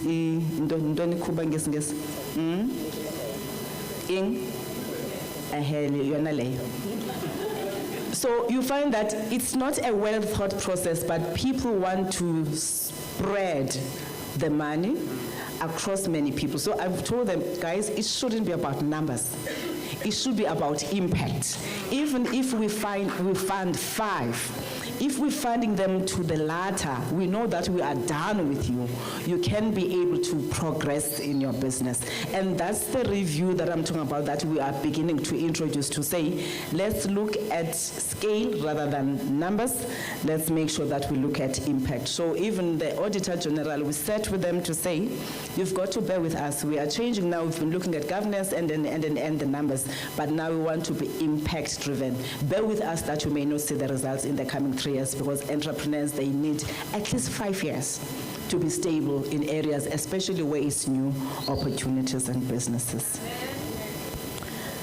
The incubators, didn't get that one properly. ithethe isiSuthu kakhulu kodwa ndeva into yokubana phaya e-UOFs kukho yonke into neentoni ezikhoyo. Ii-universities ziyabaxhobisa abafundi bazo ngeemali ezizifumana kwi-private sector neemali eziphuma ebazalini bazo. Zonke zimele ukwenza njalo, zonke. So asizubapanisha aba-creative njengoba bendisenza umzekelo ukuthi last week ndidibene ne-UCT bacinga nge-venture capital, abanye khange bayicinge loo nto, but we will applaud them, we will use them to inspire others. Yile nto sizama ukuyenza ukuthi siqale nje kancane sibabona abavelayo then sithathane sonke sizokhula sonke sizofika wena kule ndawo nifuna sifike kuyo. We don't have public schools here. That may be true, although we didn't pick the schools that we left to local, so I'm not able to explain how did we decide on the schools. But again, even that, a child is a child wherever one studies. I've seen it. I've went to public schools.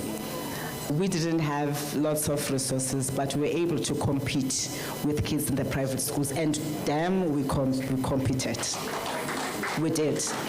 We have had learners who matriculate and get so many distinctions from public schools. So it takes the brain and functionality and the desire or ambition to drive, whilst the resources enhance that. Which is why we're saying it's important that we help them with equipment. I spoke about TVETs and universities, but we're also beginning now to get into basic education. We run for our back to school, for example.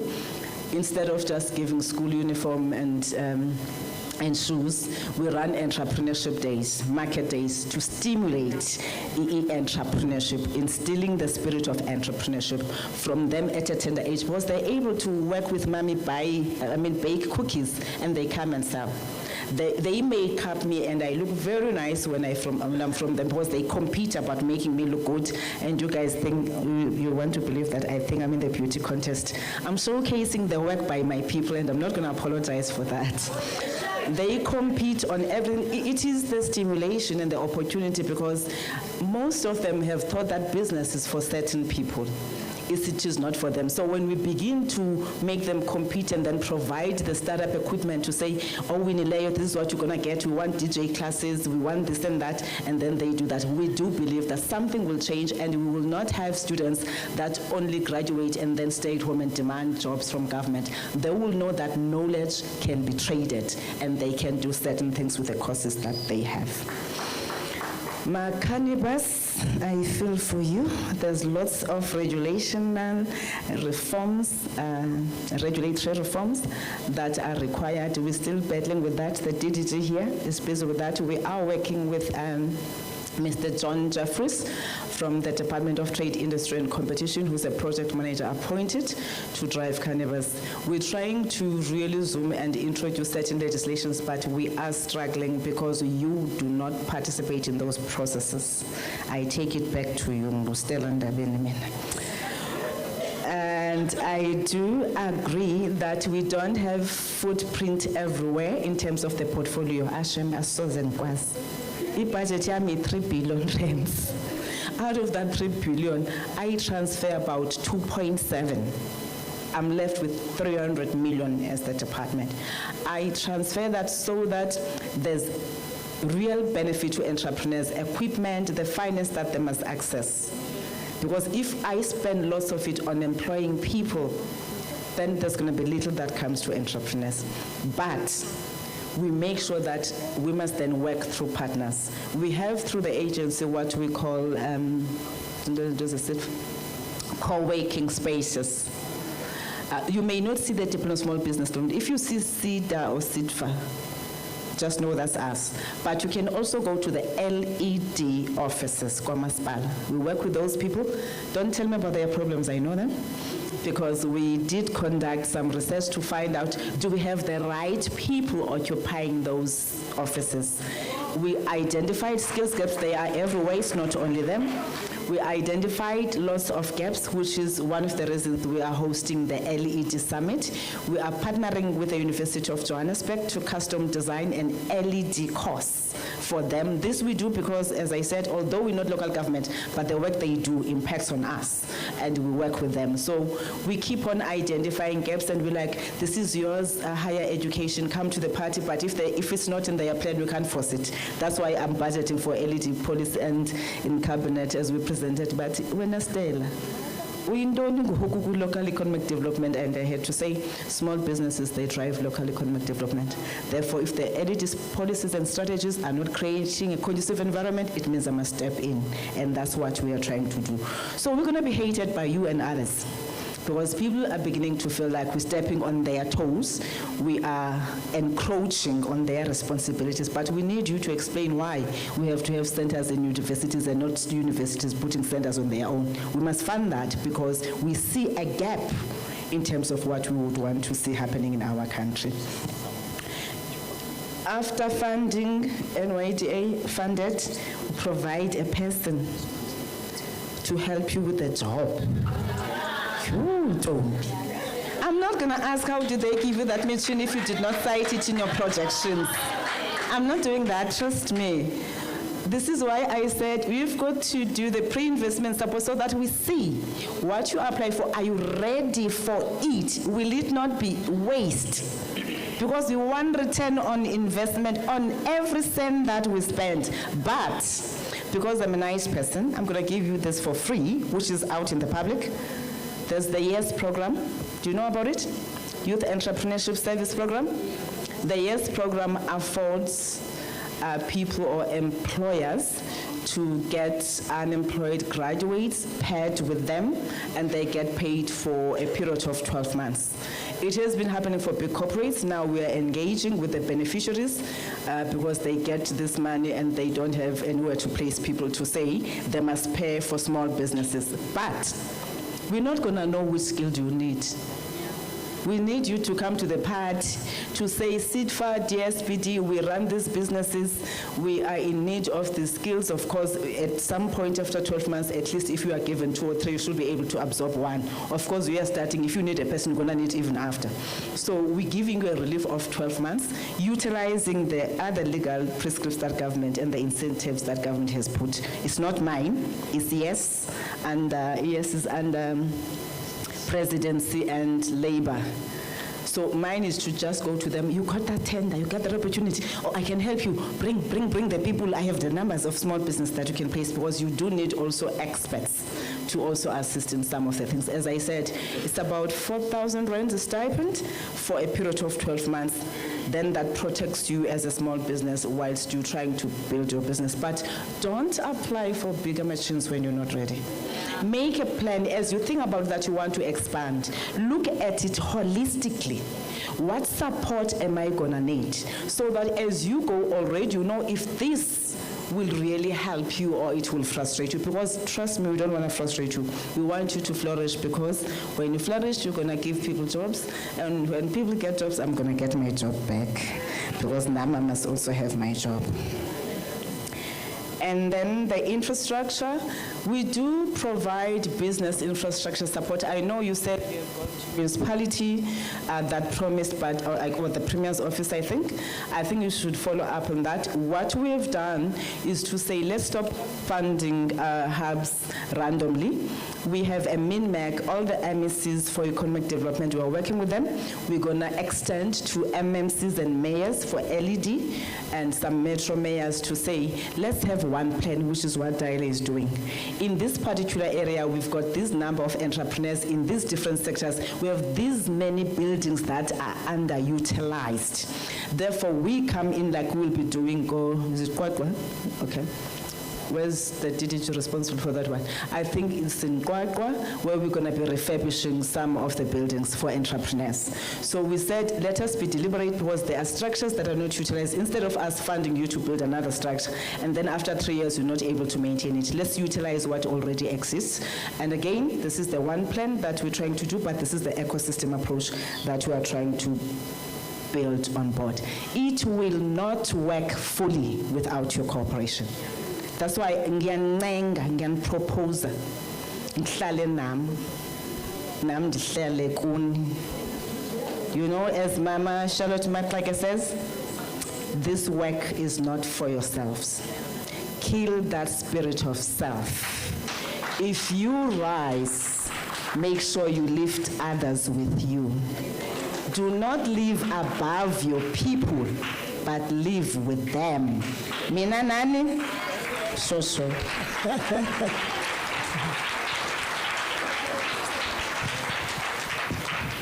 Thank you so much, Minister. Colleagues who are making the Minister to work, and she's enjoying this conversation. Can you please clap for the Minister again?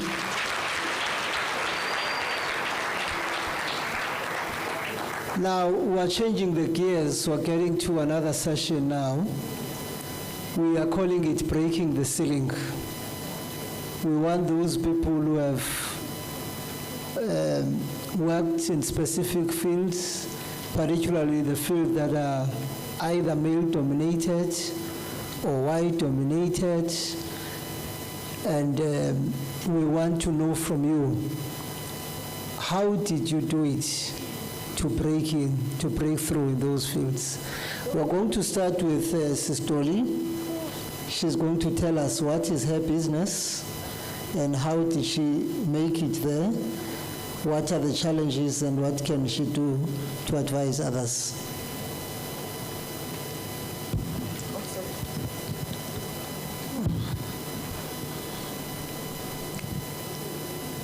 Good evening again. All protocol observed, because Neseki Dumedi seats.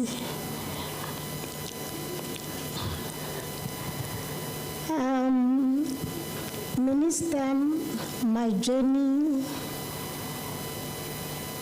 has been a very enjoyable one.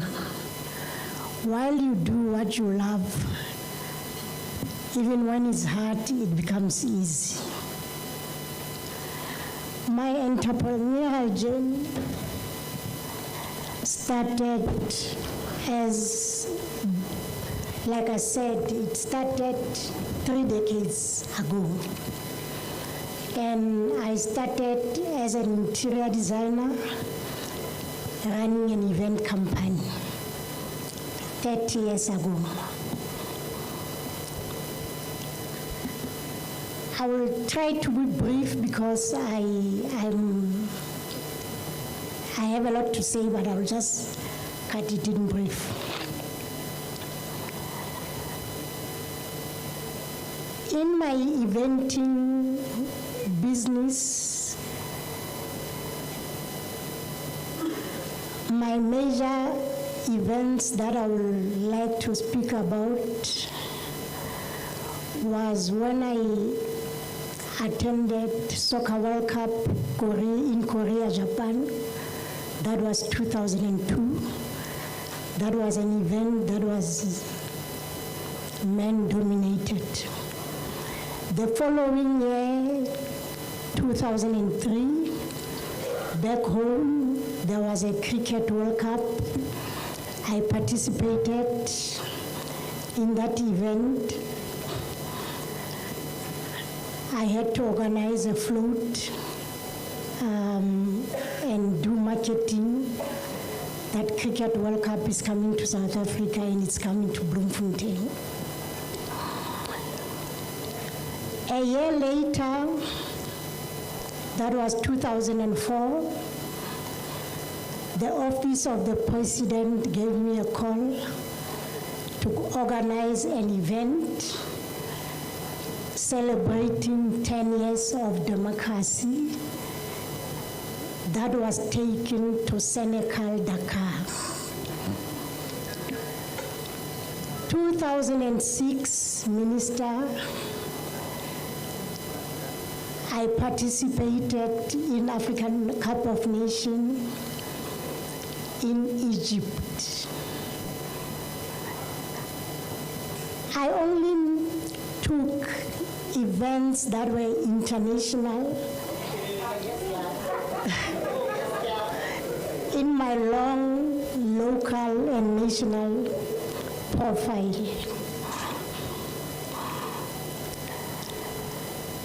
Those years, I was known by owning guest houses. I even bought a hotel in Durban.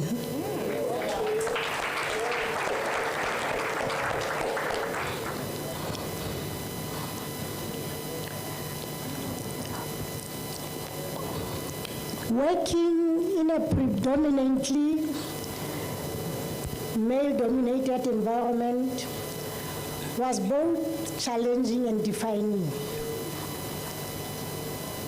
As a female entrepreneur, I had to navigate barriers with resistance and determination.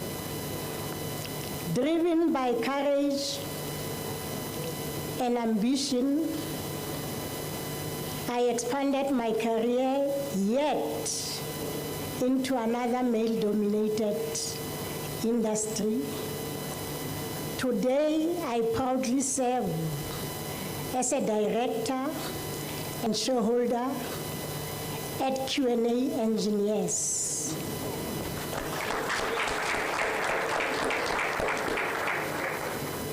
Where I continue to break boundaries and lead with purpose. Yes, ma'am.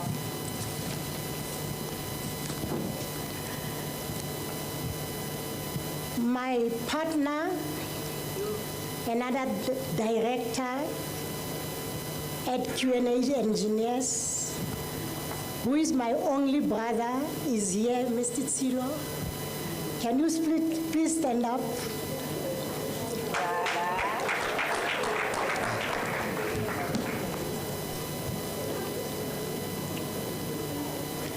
Q&A Engineers is a multidisciplinary consulting engineering firm that is proudly Black-owned and committed to delivering innovative and sustainable engineering solutions across various sectors.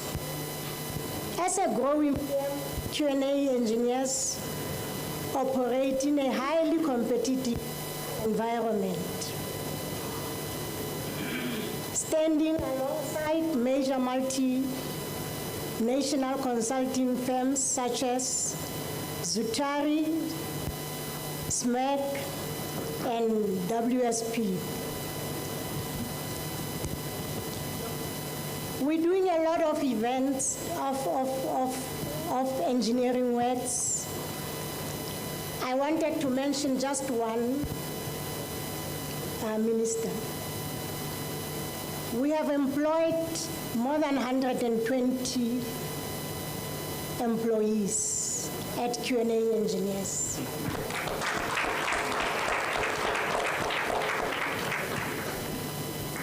One of our projects is the road maintenance project on R26 Thaba Mufutsa-Nyane district. I wanted specifically to mention this one, that we have over 72 subcontractors in one project.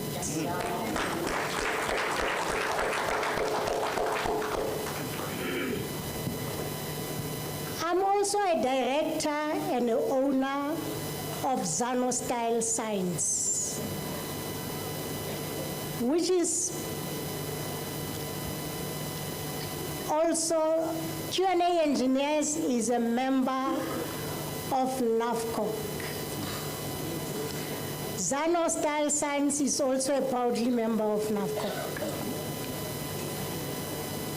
Zano Style Science operates within manufacturing and supply sector. Our core business includes the manufacturing and supply of road signs, traffic accommodation equipment, and general signage solutions. We supply personal protective clothing, contributing to a safer working environment across South Africa.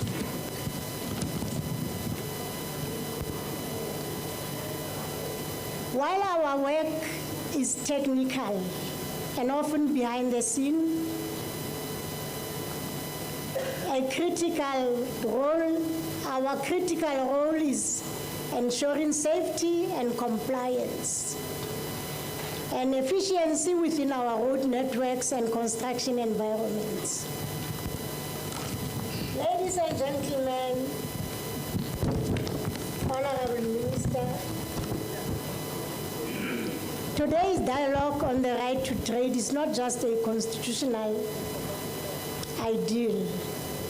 It is a lived reality for entrepreneurs like myself. It speaks directly to the daily struggles, aspirations, and resilience of small business owners who are striving to build something meaningful against all odds. Operating as a woman in male-dominated industry comes with its own unique challenges. The manufacturing and supply of road signage and traffic equipment is a space that has historically been dominated by men. As a woman, one has often has to work twice because it's a difficult industry. Your competence is questioned. There is resistance. You are tested. Your presence is sometimes underestimated. But beyond gender, there is another layer to this challenge. The industry is largely dominated by well-established, historically white-owned companies with extensive resources, networks, and market access. For emerging black-owned businesses like Zanostyle, breaking into the space is not only difficult, but can also feel nearly impossible. But one has made it. One has made it into this industry. One has survived into this industry.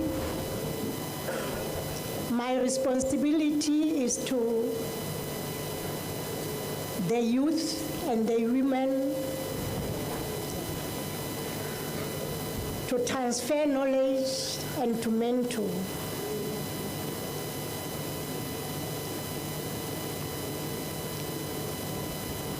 Every opportunity that is created has a ripple effect on families, community, and broader economy. We as small business owners are ready to play our part. We are ready to create jobs.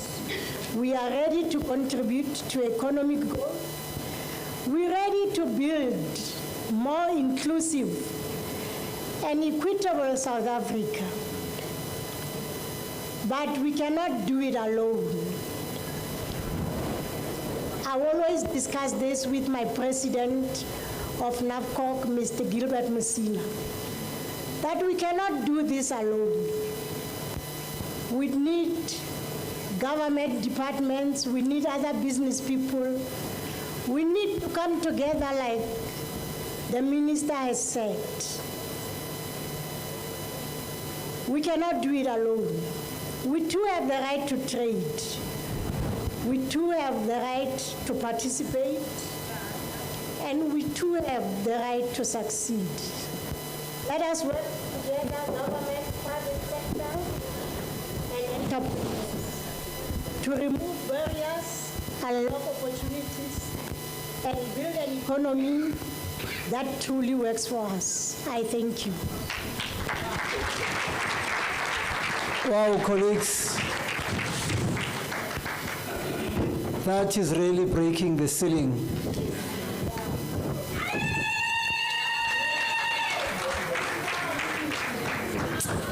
Now we're gonna hear from Dimakato.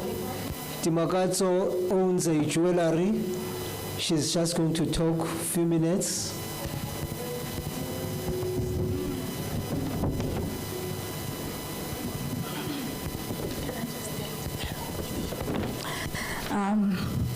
Okay. Good evening, everybody. Good evening, Minister.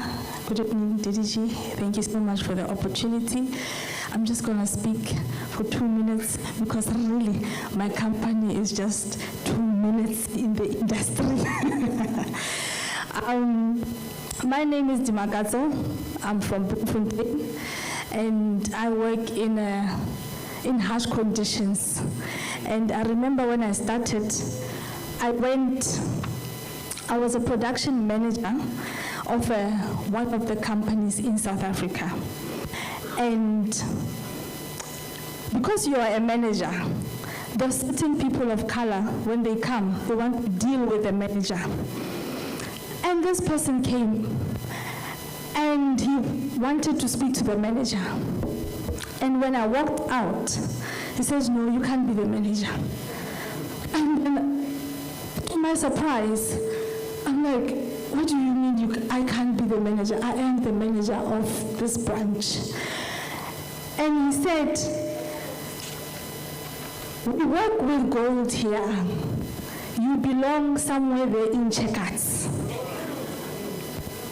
And that was a pain point for me, and I couldn't take it. And I remember a year later, I said, "You know what? I'm going to show him what Checkers looks like." And 2020, when I started in a retail space. And then COVID came. And when COVID comes, you think, "Oh, Tim, do I really belong at Checkers? This is driving me out of the retail space." And this is when I knew I had to run to the one space where they will say, as a black child, you are home. I went to the government and I knocked Kodistia. And as I knocked, I met a lady and she said, "You know what, you are going at this thing the wrong way. You are going at it with anger. You are going at it because you want to prove a point. You already have the knowledge. You already know what we have to do. What we want is really a business that is functional." I went back and I had to relearn the business that I thought I knew. Going back to learning the business, I realized that, you know what, in this space, this is a global space that is valued at approximately $77 billion. And it is projected to reach 120 billion by 2033, right? And in 2026, it is on $104 billion.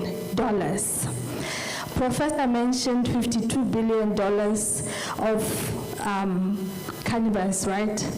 This one is $104 billion. And then I said, I want to be a part of this one. I went and I said, you know that guy who said to me, I belong to Checkers. I'm going to show him where I belong as a black person. And my government will carry me to the end.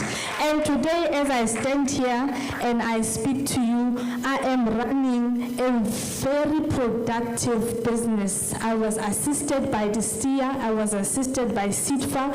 3 weeks back, in February, I was in Germany. And in Germany, they want a part of my business. 3 weeks back, I was in Mauritius, and in Mauritius, they want a part of my business. So I just want to say to you guys, we may not be where we want to be, but together with the government, believe you me, we can reach heights that no one saw South Africa can reach. Thank you very much.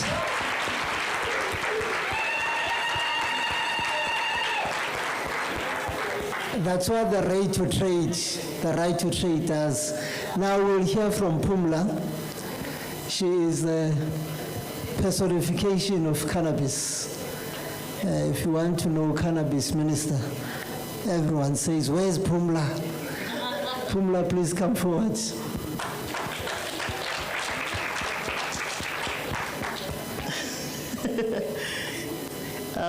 Evening, Minister, DDG, my people who look like me. So, Minister,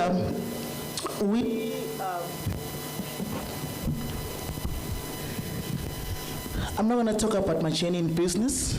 I've been in business, and I've been an implementing agent for the Department of Agriculture as a female, handled very big budgets, and delivered transformation. I'm not apologetic about it. I'm all black. So that is me.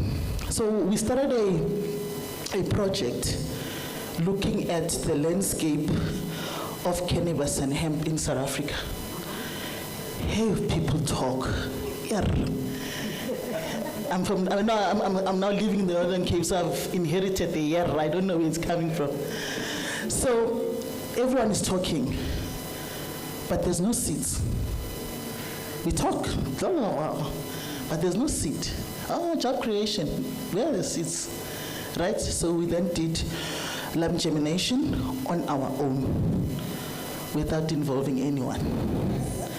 Then we got our own cultivar, confirmed it as hemp. It's at 1.7. On our own, we decided to say, you won't do this.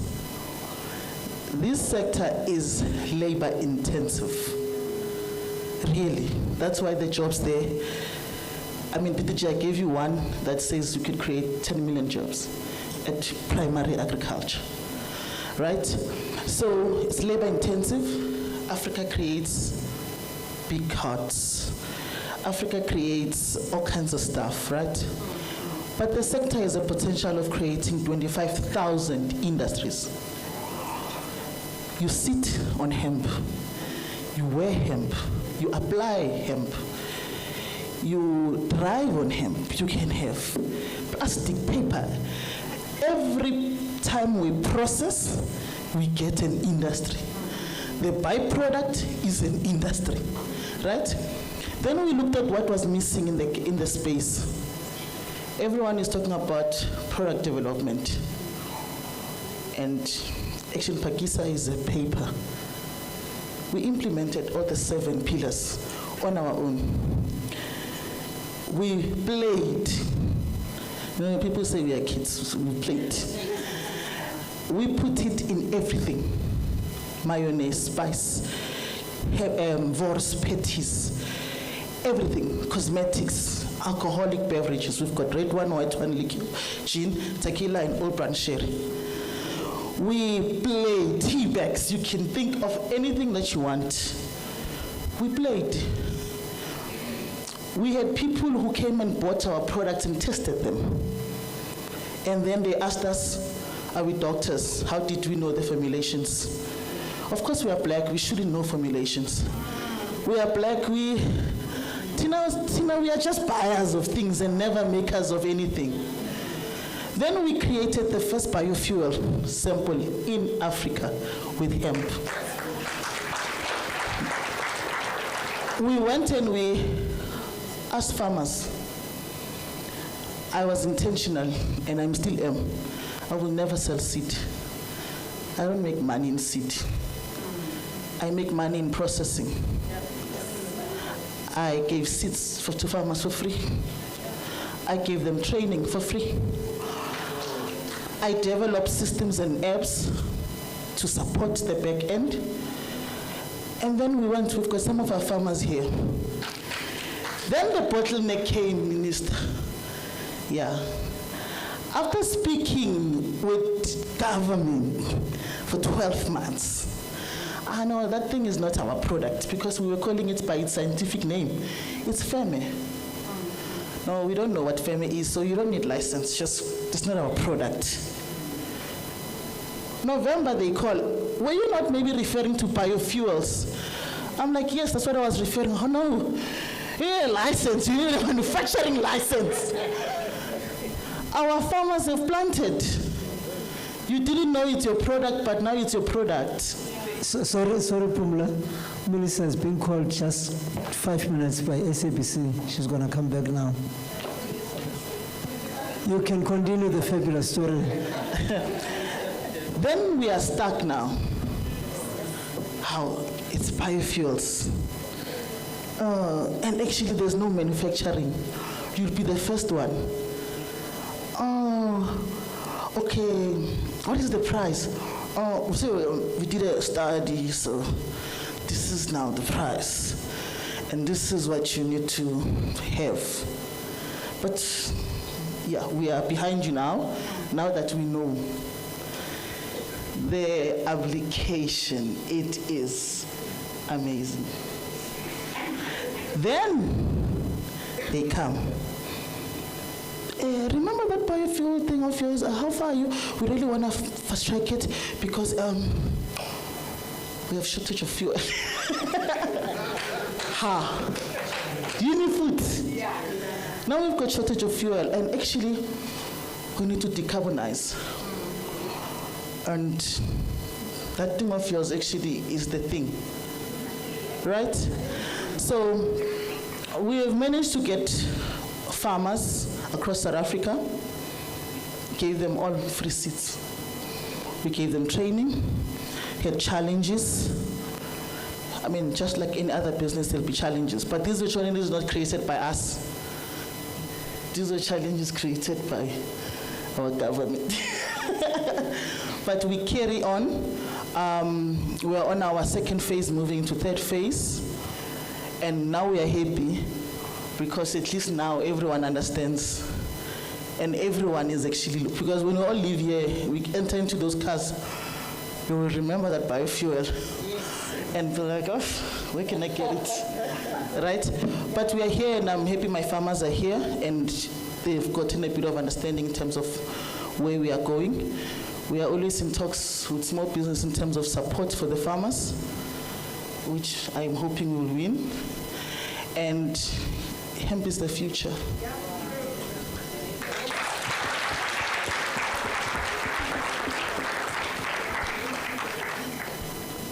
Thank you so much, Pumla. Colleagues, we really apologize. As I said, Minister was just called quickly by SABC. We wanted to listen to our colleague from the disability sector. Can you please come forward, sir?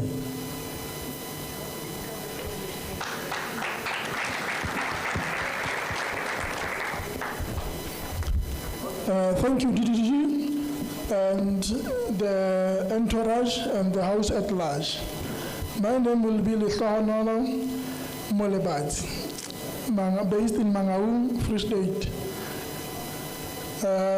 In Free State, I started the Organization for Persons with Albinism. I think it was 1998, and it was rejected to say albinism cannot be a disability in any way. But I pursued that. I think the Temasitela was MEC in some times of those years. I used to knock to their doors.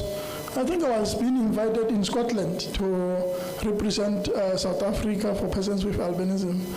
And on my wrong foot, I stepped in all MECs by then. The premier was Beatrice Marshoff. I think it's only one MEC that I couldn't reach because he was out of town. Glen, he was based, I think it was Tate Maho, he was based in Glen for agriculture. So with my handwriting, I dropped the letters from all offices of the MECs and the Speaker's office up to Premier. Only one MEC go to the meeting of their managerial positions as MEC, they call it the council, and tell the council that I've got this letter from one guy with albinism. Just because I've got a child with albinism, he wanted me to steal money from government to fund his trip to Scotland. It was Mr. Joel Mafrika, because he had a child with albinism. Then, by surprise, the Premier asked all the MECs, please bring my PA, because I left this letter mistakenly in my office. I did have the copy, because it was a handwriting and I make many copies, so it was similar. So I think Mr. Dukwan was the speaker by then. So everybody brought the letter to say, we wanted to discuss the very same letter. I've got it in my office. This one says, I've got it in my office.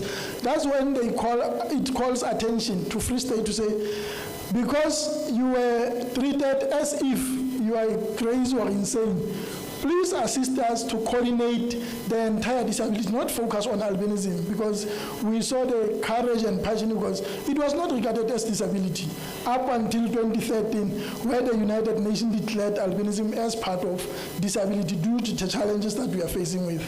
Because for me to claim it or declare it as albinism, I was so active on the ground as a young person. So I was staying, I think it's halfway in Buchabera. So everything was happening there. When the government events are happening, Pax Nova Hall was the venue where people will board buses to attend government rallies or Paradise. So my peer will lie to me to say, station is Paradise. So I couldn't see from a distance. So if the buses are being parked at Pax Nova, I could not see from a distance. I will only hear by the bus when they pass, only to move to Paradise, and they will pass me by. When the stops is in Paradise, they will say it's Pax Nova. So from my street, I'm in the middle. From my street, I will turn only right, not seeing that things are happening on my left.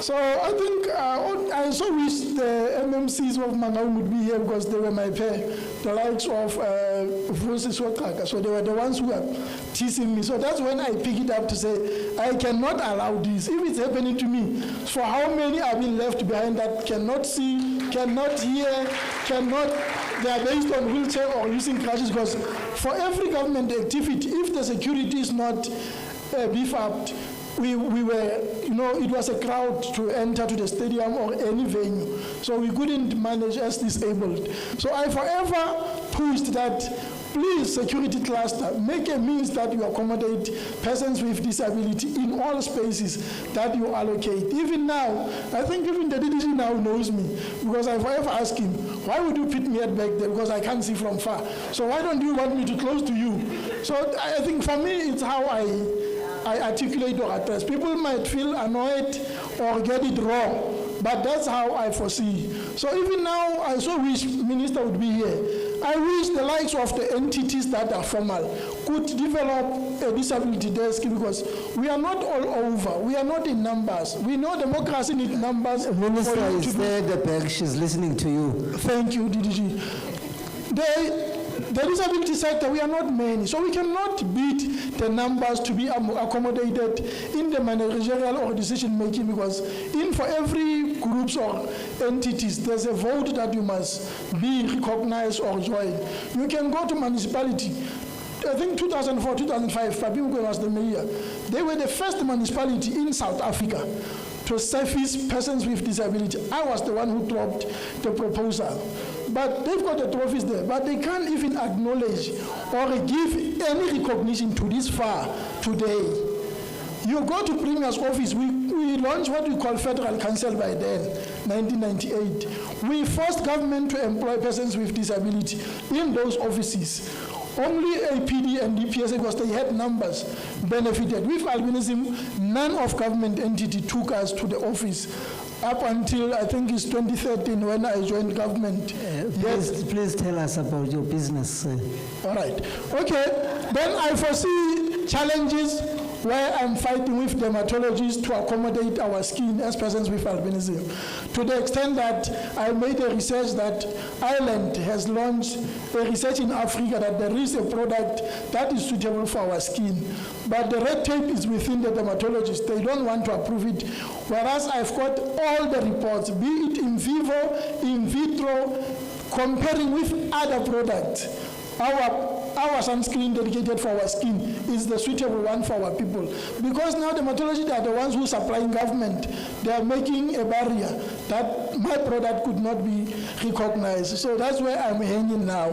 So I've gone beyond that to say, even the cosmetics that we are using, once they have got paraffin, alcohol, benzene, the parabens that they put in there, it's also affecting our skin. So we want organic product to be suitable, be it cosmetics, detergents.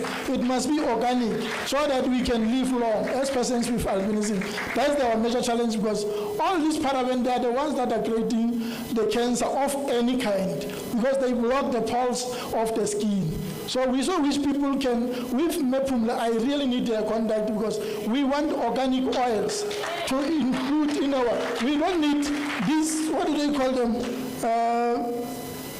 Genetically modified. Yeah, those modified, but there is a term in scientific word that we don't want the man-made, we want organic products. Yes, we thank you.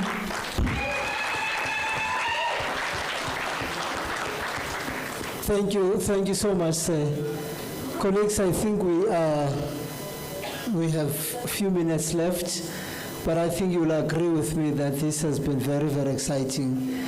I think we just want to talk about one last thing now.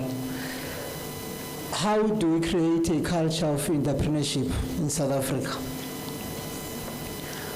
I was saying yesterday that there's a study which was issued last year. That study looked at across South African universities and TVET colleges. And the study found of all those people who do entrepreneurship, only 2% end up in business. All others just studied for theory. It proves that we don't have a culture of entrepreneurship as a country. But we are lucky here, we've got young people who have started businesses. They are going to tell us about their business.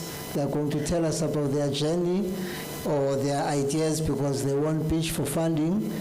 Then we can discuss how do we as a country build this culture of entrepreneurship. Thank you. Over to you.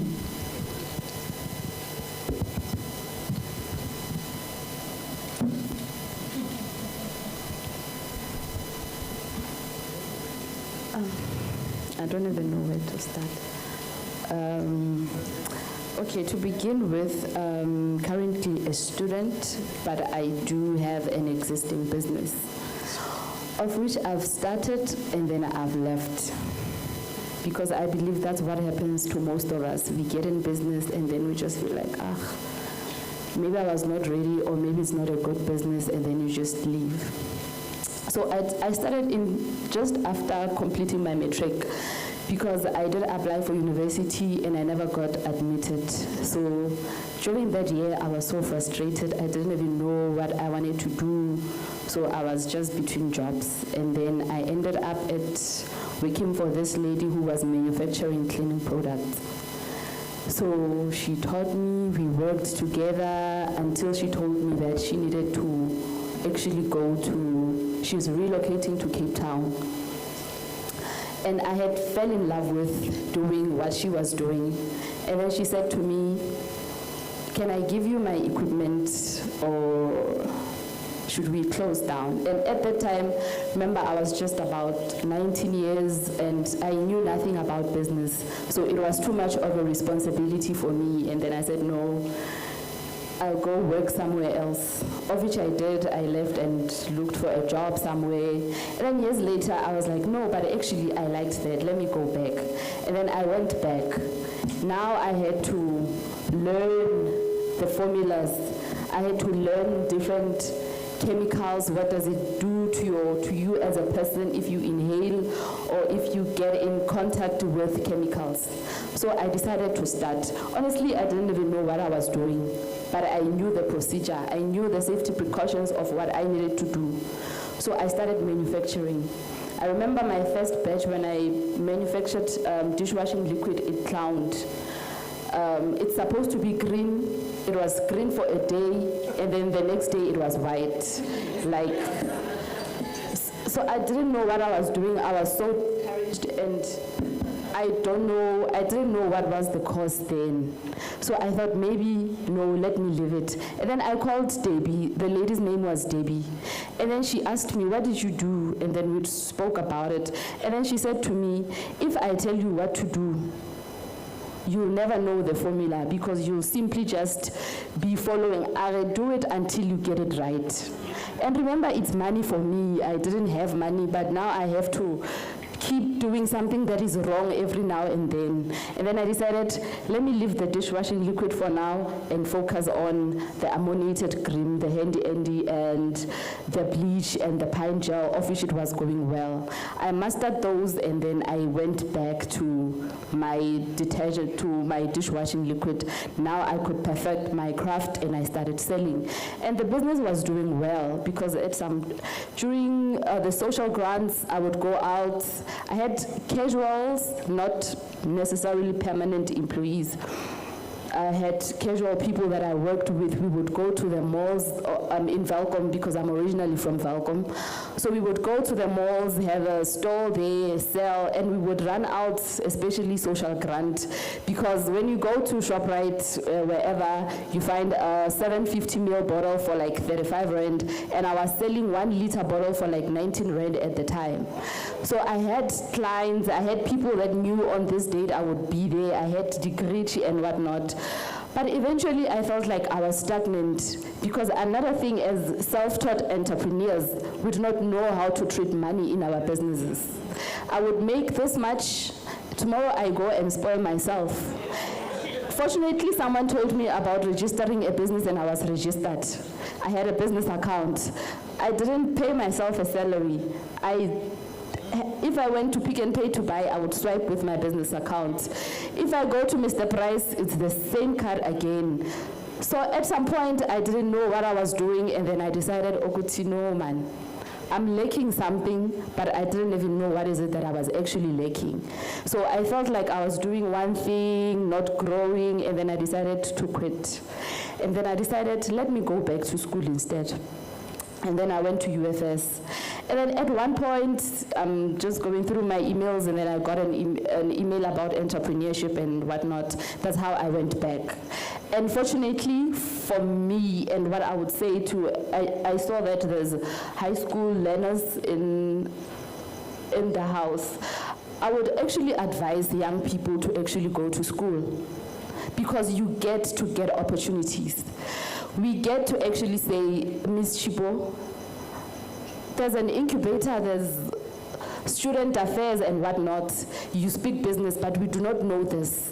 Get us experts in this field, and they actually bring us experts. But if I was just out there, for me, I don't have the powers to say, SITFA or NYDA, bring me this kind of training, I need it. But the school gives me that opportunity. So what I would love to say is that we must stop with wanting to go to school to graduate and get jobs. We must actually go to school to equip ourselves and to come and create the jobs that we wanted for ourselves.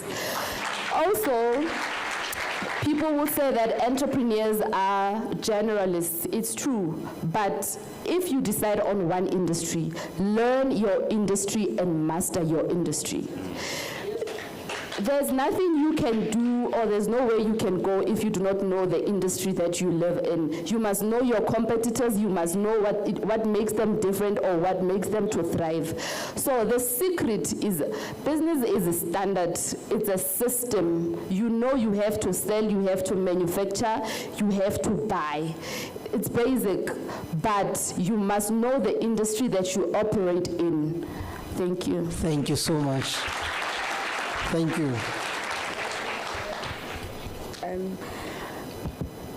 So I don't currently have a business, but the business incubator from the UFS granted us an opportunity to actually speak of an idea that we might have to make money and to solve problems in our communities or at home or at school. And we were doing that in groups, and my group and I discovered the problem of drug and alcohol abuse. Now, what we were putting on the table is that we wanted to sort of have a rehabilitation center, not building it from scratch, but using the discarded buildings in our communities and turn them into something that's meaningful.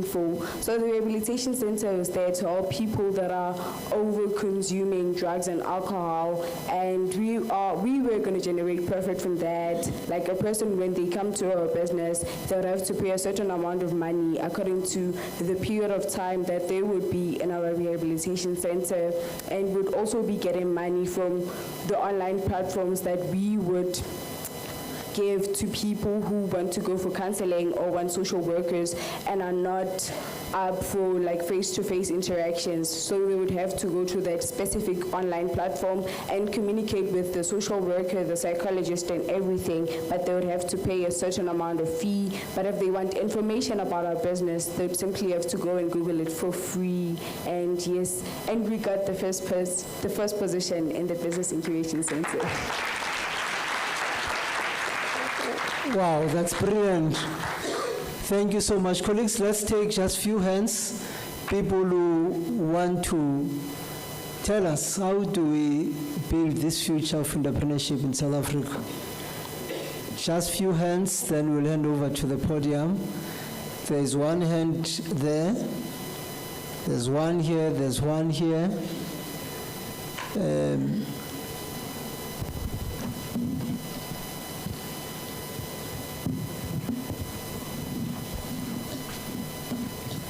Here's another mic, if someone...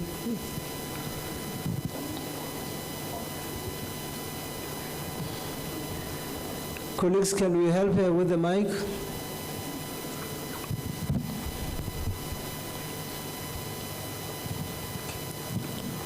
Ungayisipha kumarasta.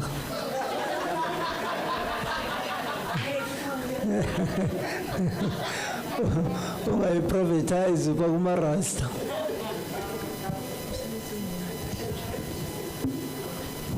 Dumelang. Lebitso la ka ke Rethabile Zilila, and I'm particularly appreciative of this last part because I think that you will remember that at this table our hands were very high in the first segment. And some of the issues that I wanted to speak to were pertaining to servant leadership and the intersectionality of issues, right? But right now, to save time, I will ensure to speak to the last question that you asked in terms of how do we build or create a culture of entrepreneurship. Again, for me, it speaks to servant leadership and the intersectionality of issues, but also we need psychosocial education and Black consciousness, because as it stands, we have a tendency, especially among the people or those of us who have privilege in one way or the other. Privilege forgets itself, tends to position itself as the norm than the exception that it is. And when privilege enters the room, it has a tendency to assume that because other people are lacking something or are not showing up as they should, that either they are lazy or they are not doing the things that are supposed to be done.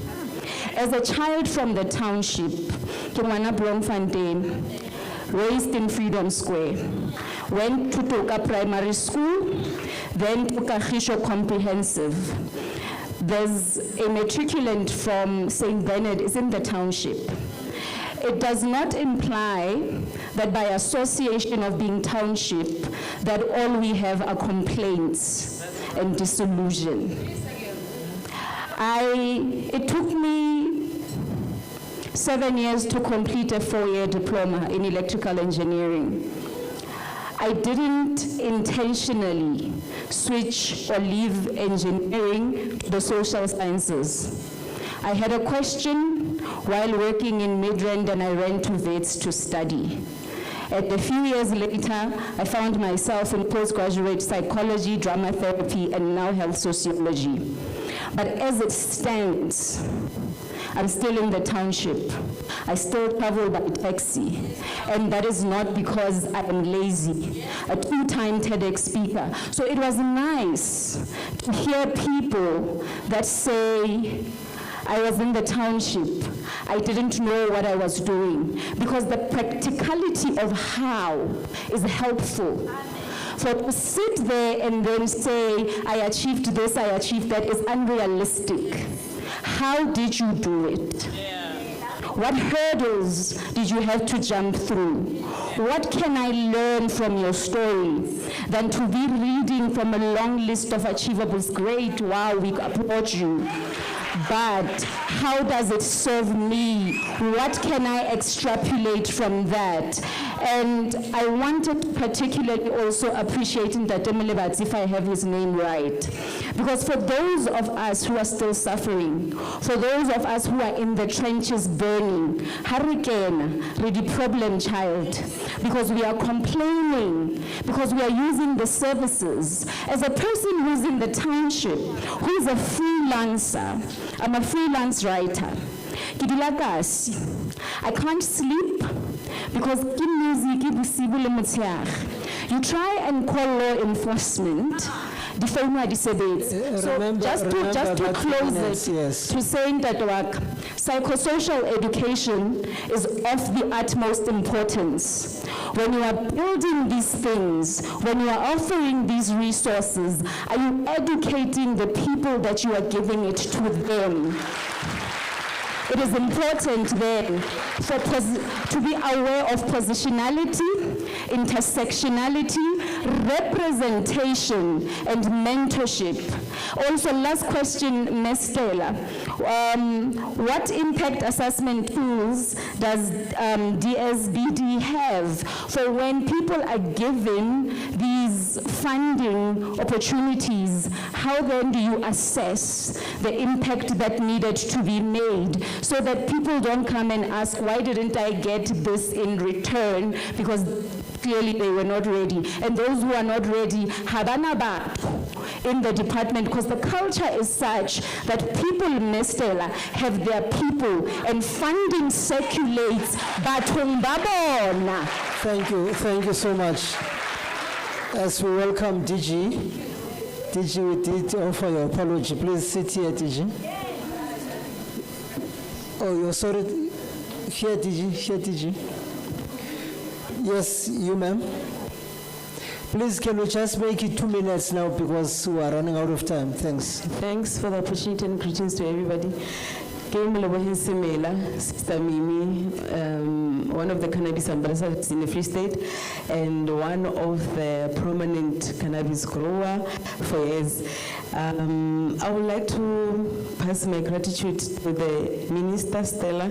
I'm so overwhelmed for the fact that we are talking about our rights and we are celebrating them. As a Rastafari woman, I have advocated and making sure that I play my part as a responsible citizen by contributing toward the cannabis laws that are taking place ever since from 2018 before the judgment of Judge Zone. I've been doing that even now, March, on the 5th of March, it was the last day of public participation in terms of contributing towards private use for cannabis. I have told Rasta, please, if you can check Sister Mimi on Facebook, March only, you will see how much I've played in what the minister is saying. Let's normalize working together and collaborating. Let's make it a new normal. Unity is power. We've been saying that, let's act that. And I don't have a problem with workaholics, sorry. And people that will think Sister Mimi money funding from agriculture, she must be a sponsorship for everybody. And people come to our businesses as Africans with their own interest. So let's normalize a new normal of collaborating, stop being judgmental. Let's work hard. Let's learn whatever that you want to do. I'll take this opportunity, Honorable Minister Stella, to say that I'm one of the exhibitors out there. I was approached by some of the learners. I don't know if they're in the room, and they said to me, please shine and shake. skaba embarrassed. They came to my stall and said, sorry, in that 2 minutes, DDG. They said to me, what is the difference of, because I was telling them, when I see them, I'm cannabis ambassador. I'm not just saying it, I'm doing it. I every time make outreach programs to say, youth, stop consuming by just smoking. But produce, see money when you see cannabis, see industry, because I raised being Rasta from 14 years, I'm 42 this year, and my concept when I saw cannabis, I was seeing money mint, because I read in the books from the elders in Jamaica, they've been doing it, but we were too much brutalized and mentally and economically sanctioned, more especially being African in the cannabis industry. As we speak, Honorable Minister, I would like you to support my program with my team. In August, we are hosting Sahara, South African Heroine Awards. From this day, I don't know if you know about that, but we're hosting that. In Free State, we would like to have your support because we are outreaching to our communities, because we're going to be discussing about policies in that conference. So we are launching Khatu Ambassador, whereby we are saying what in but let's all take our responsibilities. Those youth minister, into the cannabis. In that 2 minutes. They challenge me, DDG, and we would like to have a conversation with you as you walk around. They are here. They will say what you have said when they came to my stall, and I have a farm, 200 farm in Edinburgh, that I can train them from growing. I have a raw cannabis that I've harvested on my farm, and I would like you to see my products. Thank you. Thank you. Thank you so much. Thank you so much.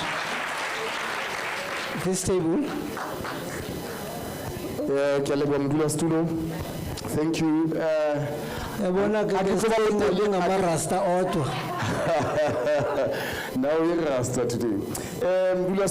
I would say yes, we should revolutionize entrepreneurship. We should have an entrepreneurial revolution. But how do we start? I think it should start first home-based economics. We should start to be productive. We can learn from China, for example. See produce. Everything that we can produce and that can be bought. But I would say, let's wage a war. I heard ministers speaking about let's wage wars. But let's channel that war to enemies, because so that we should know who are we fighting. And let me declare, Chair, the first enemy is ignorance. The second is poverty. The third is disease. Last one is disaster. Now, which tools should we arm ourselves to wage this war? For ignorance, we need education. And education, we don't mean only formal education. All education. So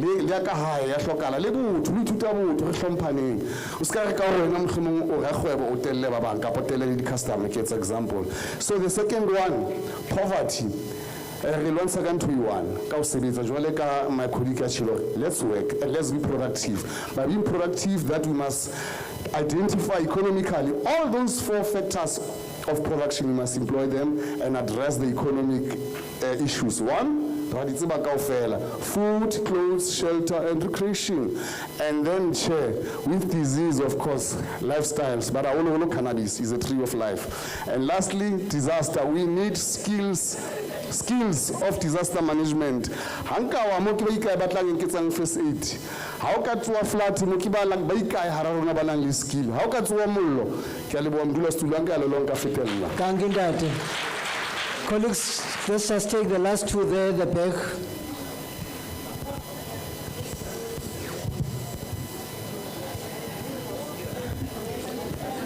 We came here to celebrate.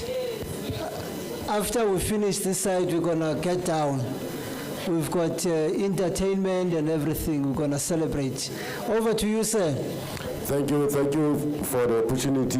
My name is Nzimasi Shabalala. I'm in construction. So construction is the most unfortunate industry whereby we are not getting any funding or any support, but it's fine. So I would like the minister and other ministers to zoom into the directors of the construction companies. There is a tendency whereby just one person can get into the business just because they have the connections to get projects, even though they haven't done any investment on themselves, to be able to do projects or to do exactly what is required. So it ends up happening that the professionals are working under such people, and then they are misled to work in such a way that they are not applying what they are expertise of. Because somebody will tell you, no, this is my company, you have to do exactly how I tell you to do. So that infringe or it turns into the projects which are getting failed, or because now we are not applying the methods that we learn to apply. So we have to zoom into the directors. I think it will be better to check the credentials of the directors when we offer the contracts. So whoever invested much into themselves must get more opportunities than just some people who just got into business because they have connections. So I think that it needs to be looked at. Thank you, sir. Thank you, sir. The last one.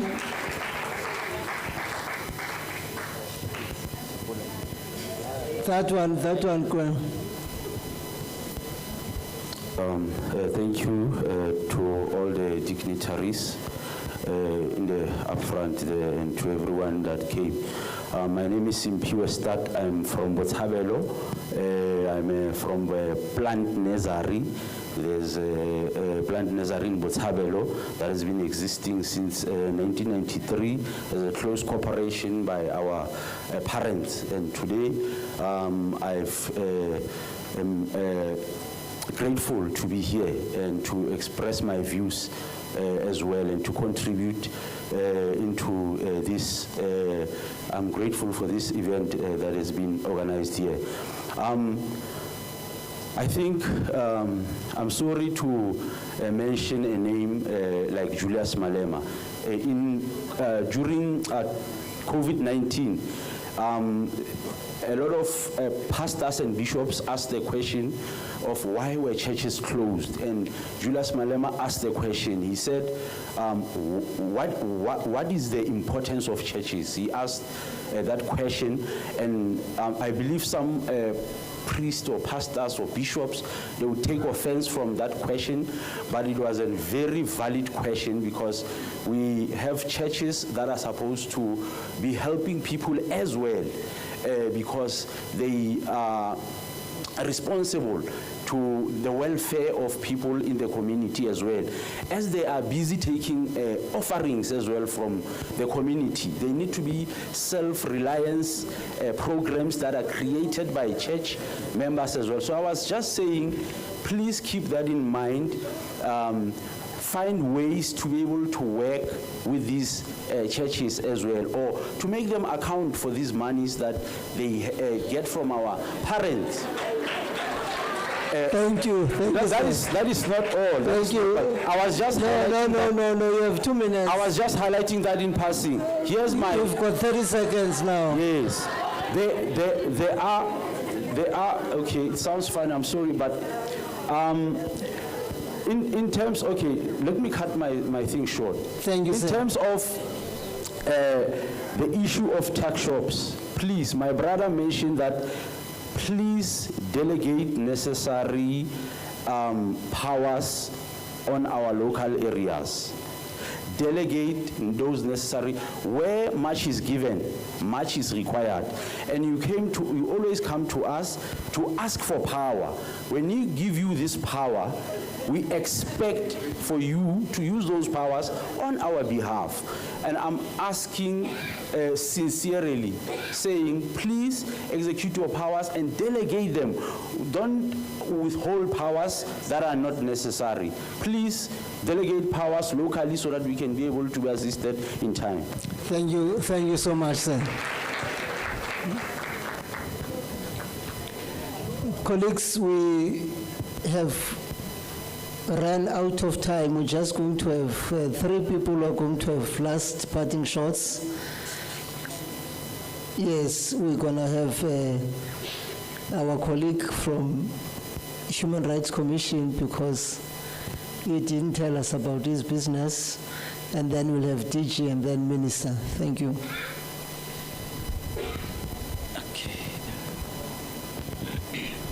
DG is just going to greet us.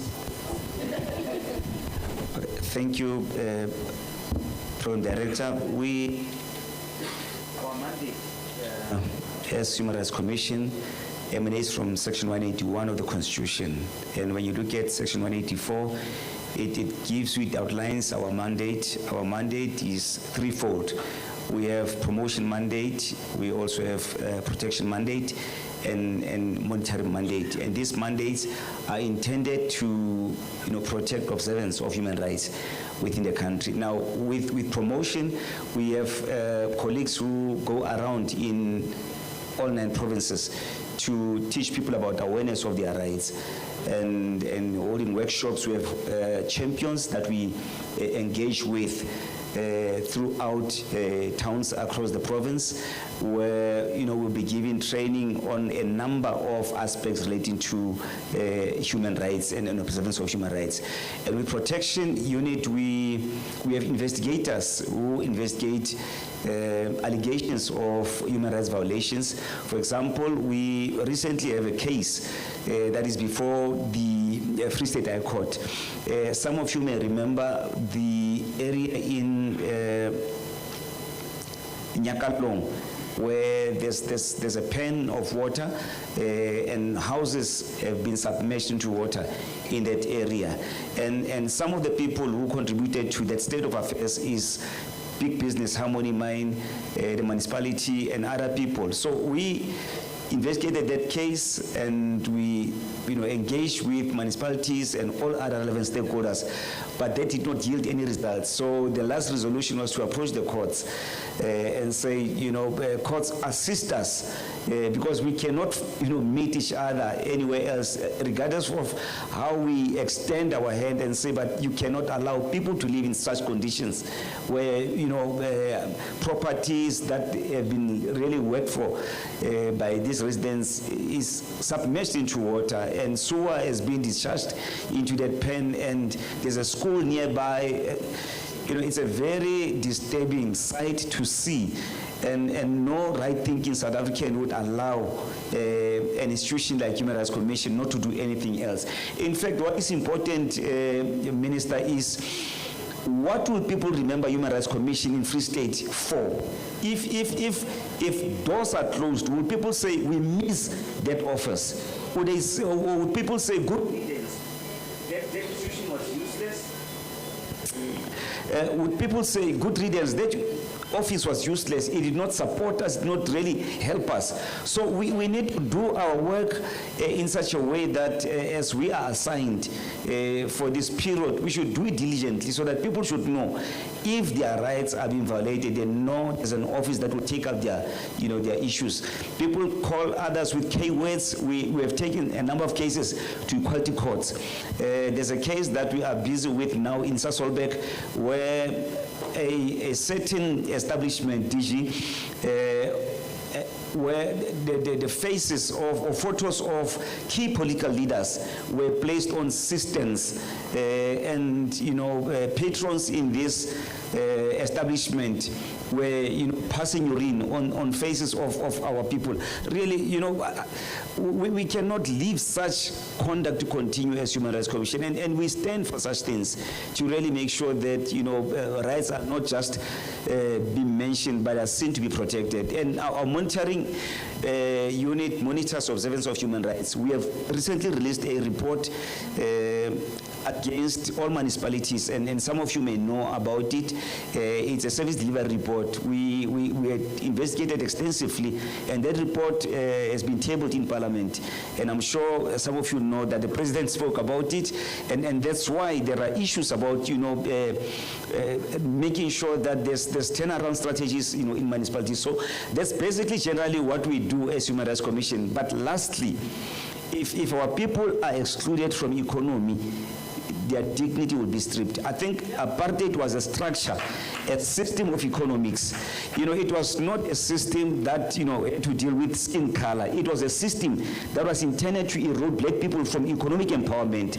And that's why all the means of production, you see them in farms where, white business people are dominating business, and white people, we are consumers buying things from them. And that narrative, Minister, must change.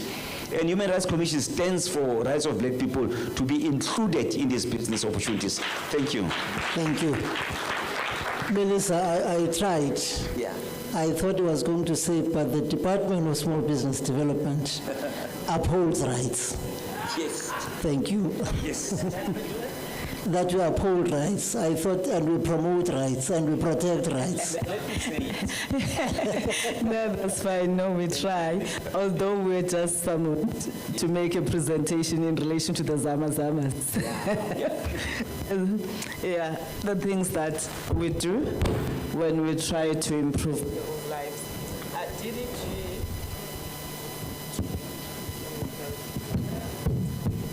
Okay, I'm good. Okay, yeah.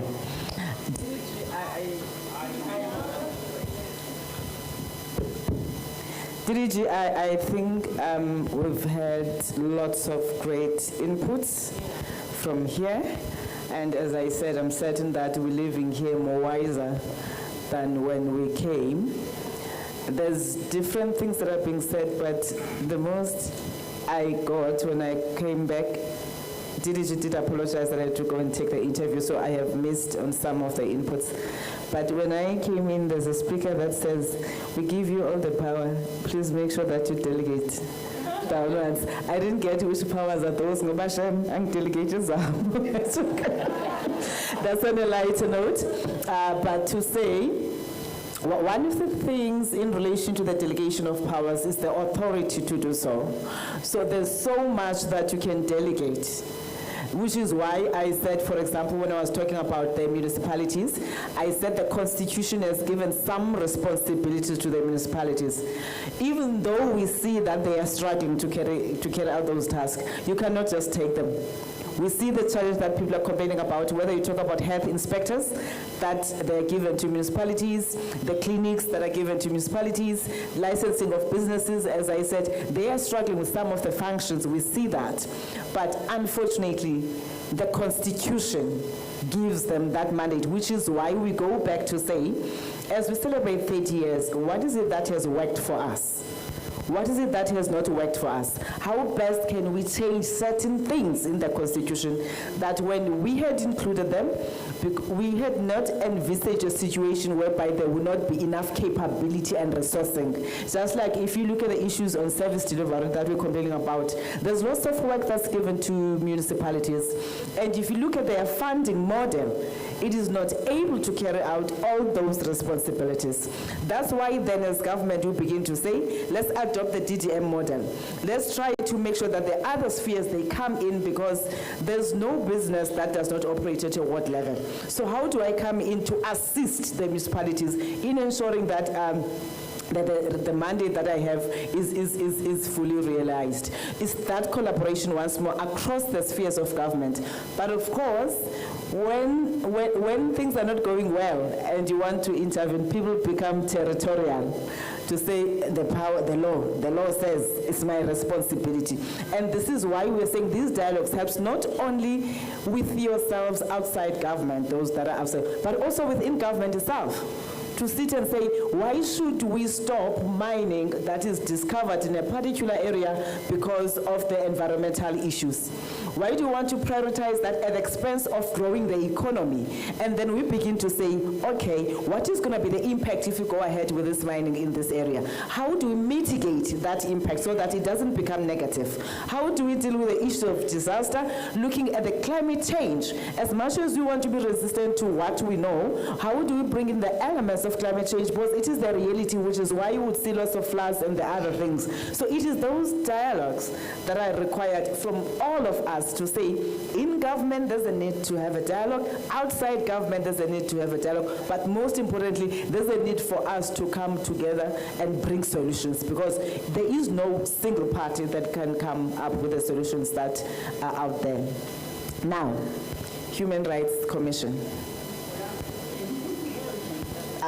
I think it is not correct that you don't challenge the fact that we have little budgets to do the work that we are doing.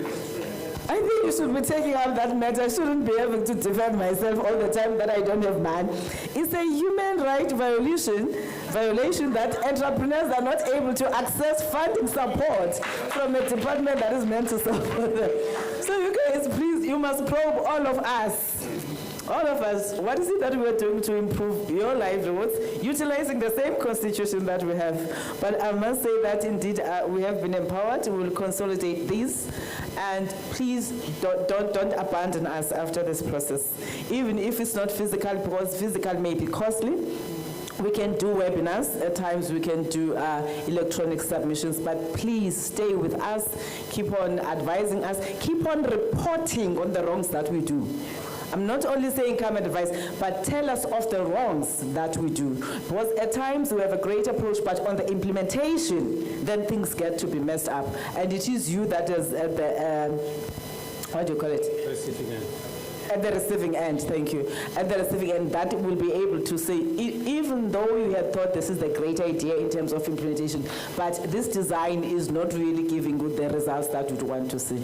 Otherwise, now I get paid to talk, and I know it's a Thursday. Tomorrow, I'm still having to go to my boss and the Provincial Executive Committee. We're meeting with the provincial government tomorrow. I've missed out tonight because I have to be here. Thank you so much. And I'm going to tell my boss, Nkosiam, we met with you. Great work. I'm going to challenge him to have a dialogue with yourselves on their rights. Thank you. Thank you so much, Minister. Minister, we're going to call the Deputy Chair of House of Traditional Leaders to come and thank us. But just to say, Minister, on my side,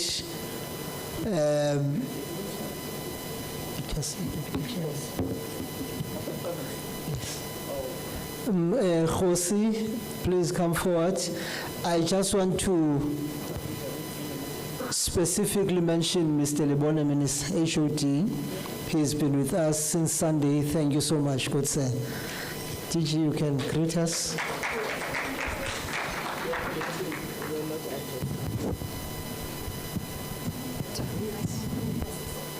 Oh, thank you very much. Director of the program, DDG Daile, Minister, all protocol observed. I apologize, there's something else that was also competing. My name is Tulisile Manzini, the Director General of the Department of Small Business Development. I came, you can do better. I was there, I came in, I sat at the back and I listened. What I'm taking as part of my greeting is that there are a lot of issues that have been raised here. And as we write policies, these issues will find expression in one way or the other in what we do, because I believe in nothing about us without us. Thank you.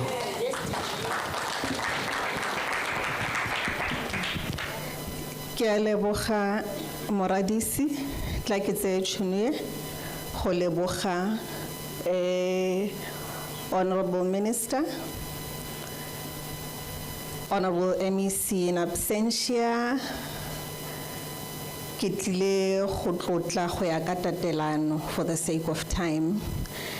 But I think the most important guests in the room, and this is a sector, Dr. Hakinzikinzi, I must also apologize as a leader.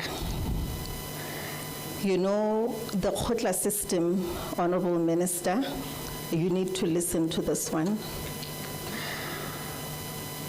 I obviously represent Bukhosi, a traditional system, which is obviously our identity, who we are. And the Khotla system, mafoko ako khotleng ka sona ra re amantle otlhe. So sitting here, and there's so much wisdom in sitting and listening. So as I'm sitting and listening, I'm listening to the wisdom. Each and every speaker, including the church contribution, each and every speaker, there is something to take home. There is a building block that we can all use. And I'm saying this, I'm sorry, I have a bit of a cold. I'm saying this because we need to understand where we are as a country, firstly. Sorry. But secondly, we need to understand where we need to go as a country. So if the country is to grow, thank you, Ra, it is primarily the sector that needs to be empowered. And we know this. It's not rocket science. We've had engagements. I mean, but what are we doing to ensure that it actually happens? So one of the things as we are deliberating and listening, I was actually now thinking about the very players in the sector, our guests, and I want to challenge them. So how many of you in this room, how many of you are actually wearing proudly South African clothes? Oh, me too, by the way. Everything, me too. This proudly South African. I proudly don't have a clothing account. I don't have it. And I'm not telling a story. I don't have a clothing account because I go to my very own to support local. And today, where's the lotion that I bought? Today, I'm changing my lotion because I got, there's the lotion that I got. So I'm trying to say to us, it begins with us. It begins with us taking a conscious step to say, we are no longer, we need to balance the scales. For as long as we still think China and Europe, Louis Vuitton and Gucci are still, then we are not going to go anywhere. As a traditional leader, they laugh at me in Tabanchu when I say to them, Tabanchu is going to be Dubai. But Dubai in our own context. Built by the people, because Dubai was built by the people of Dubai. So what is stopping us as the people of Tabanchu to build the Tabanchu that we want to build, right? And that can be us in any town, city that we build. It's not just the work of government. My tagline, collaboration is the new competition. So that's what we should be preaching. Collaboration is the new competition. We will never get it right if we do not hold hands. Ke a leboga.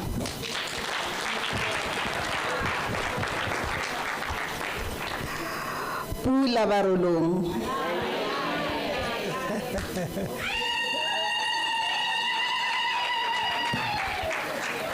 Thank you so much. Colleagues, we have come to the end of the program, this part, but there will be entertainment and there will be food. Nyami, do you have announcements?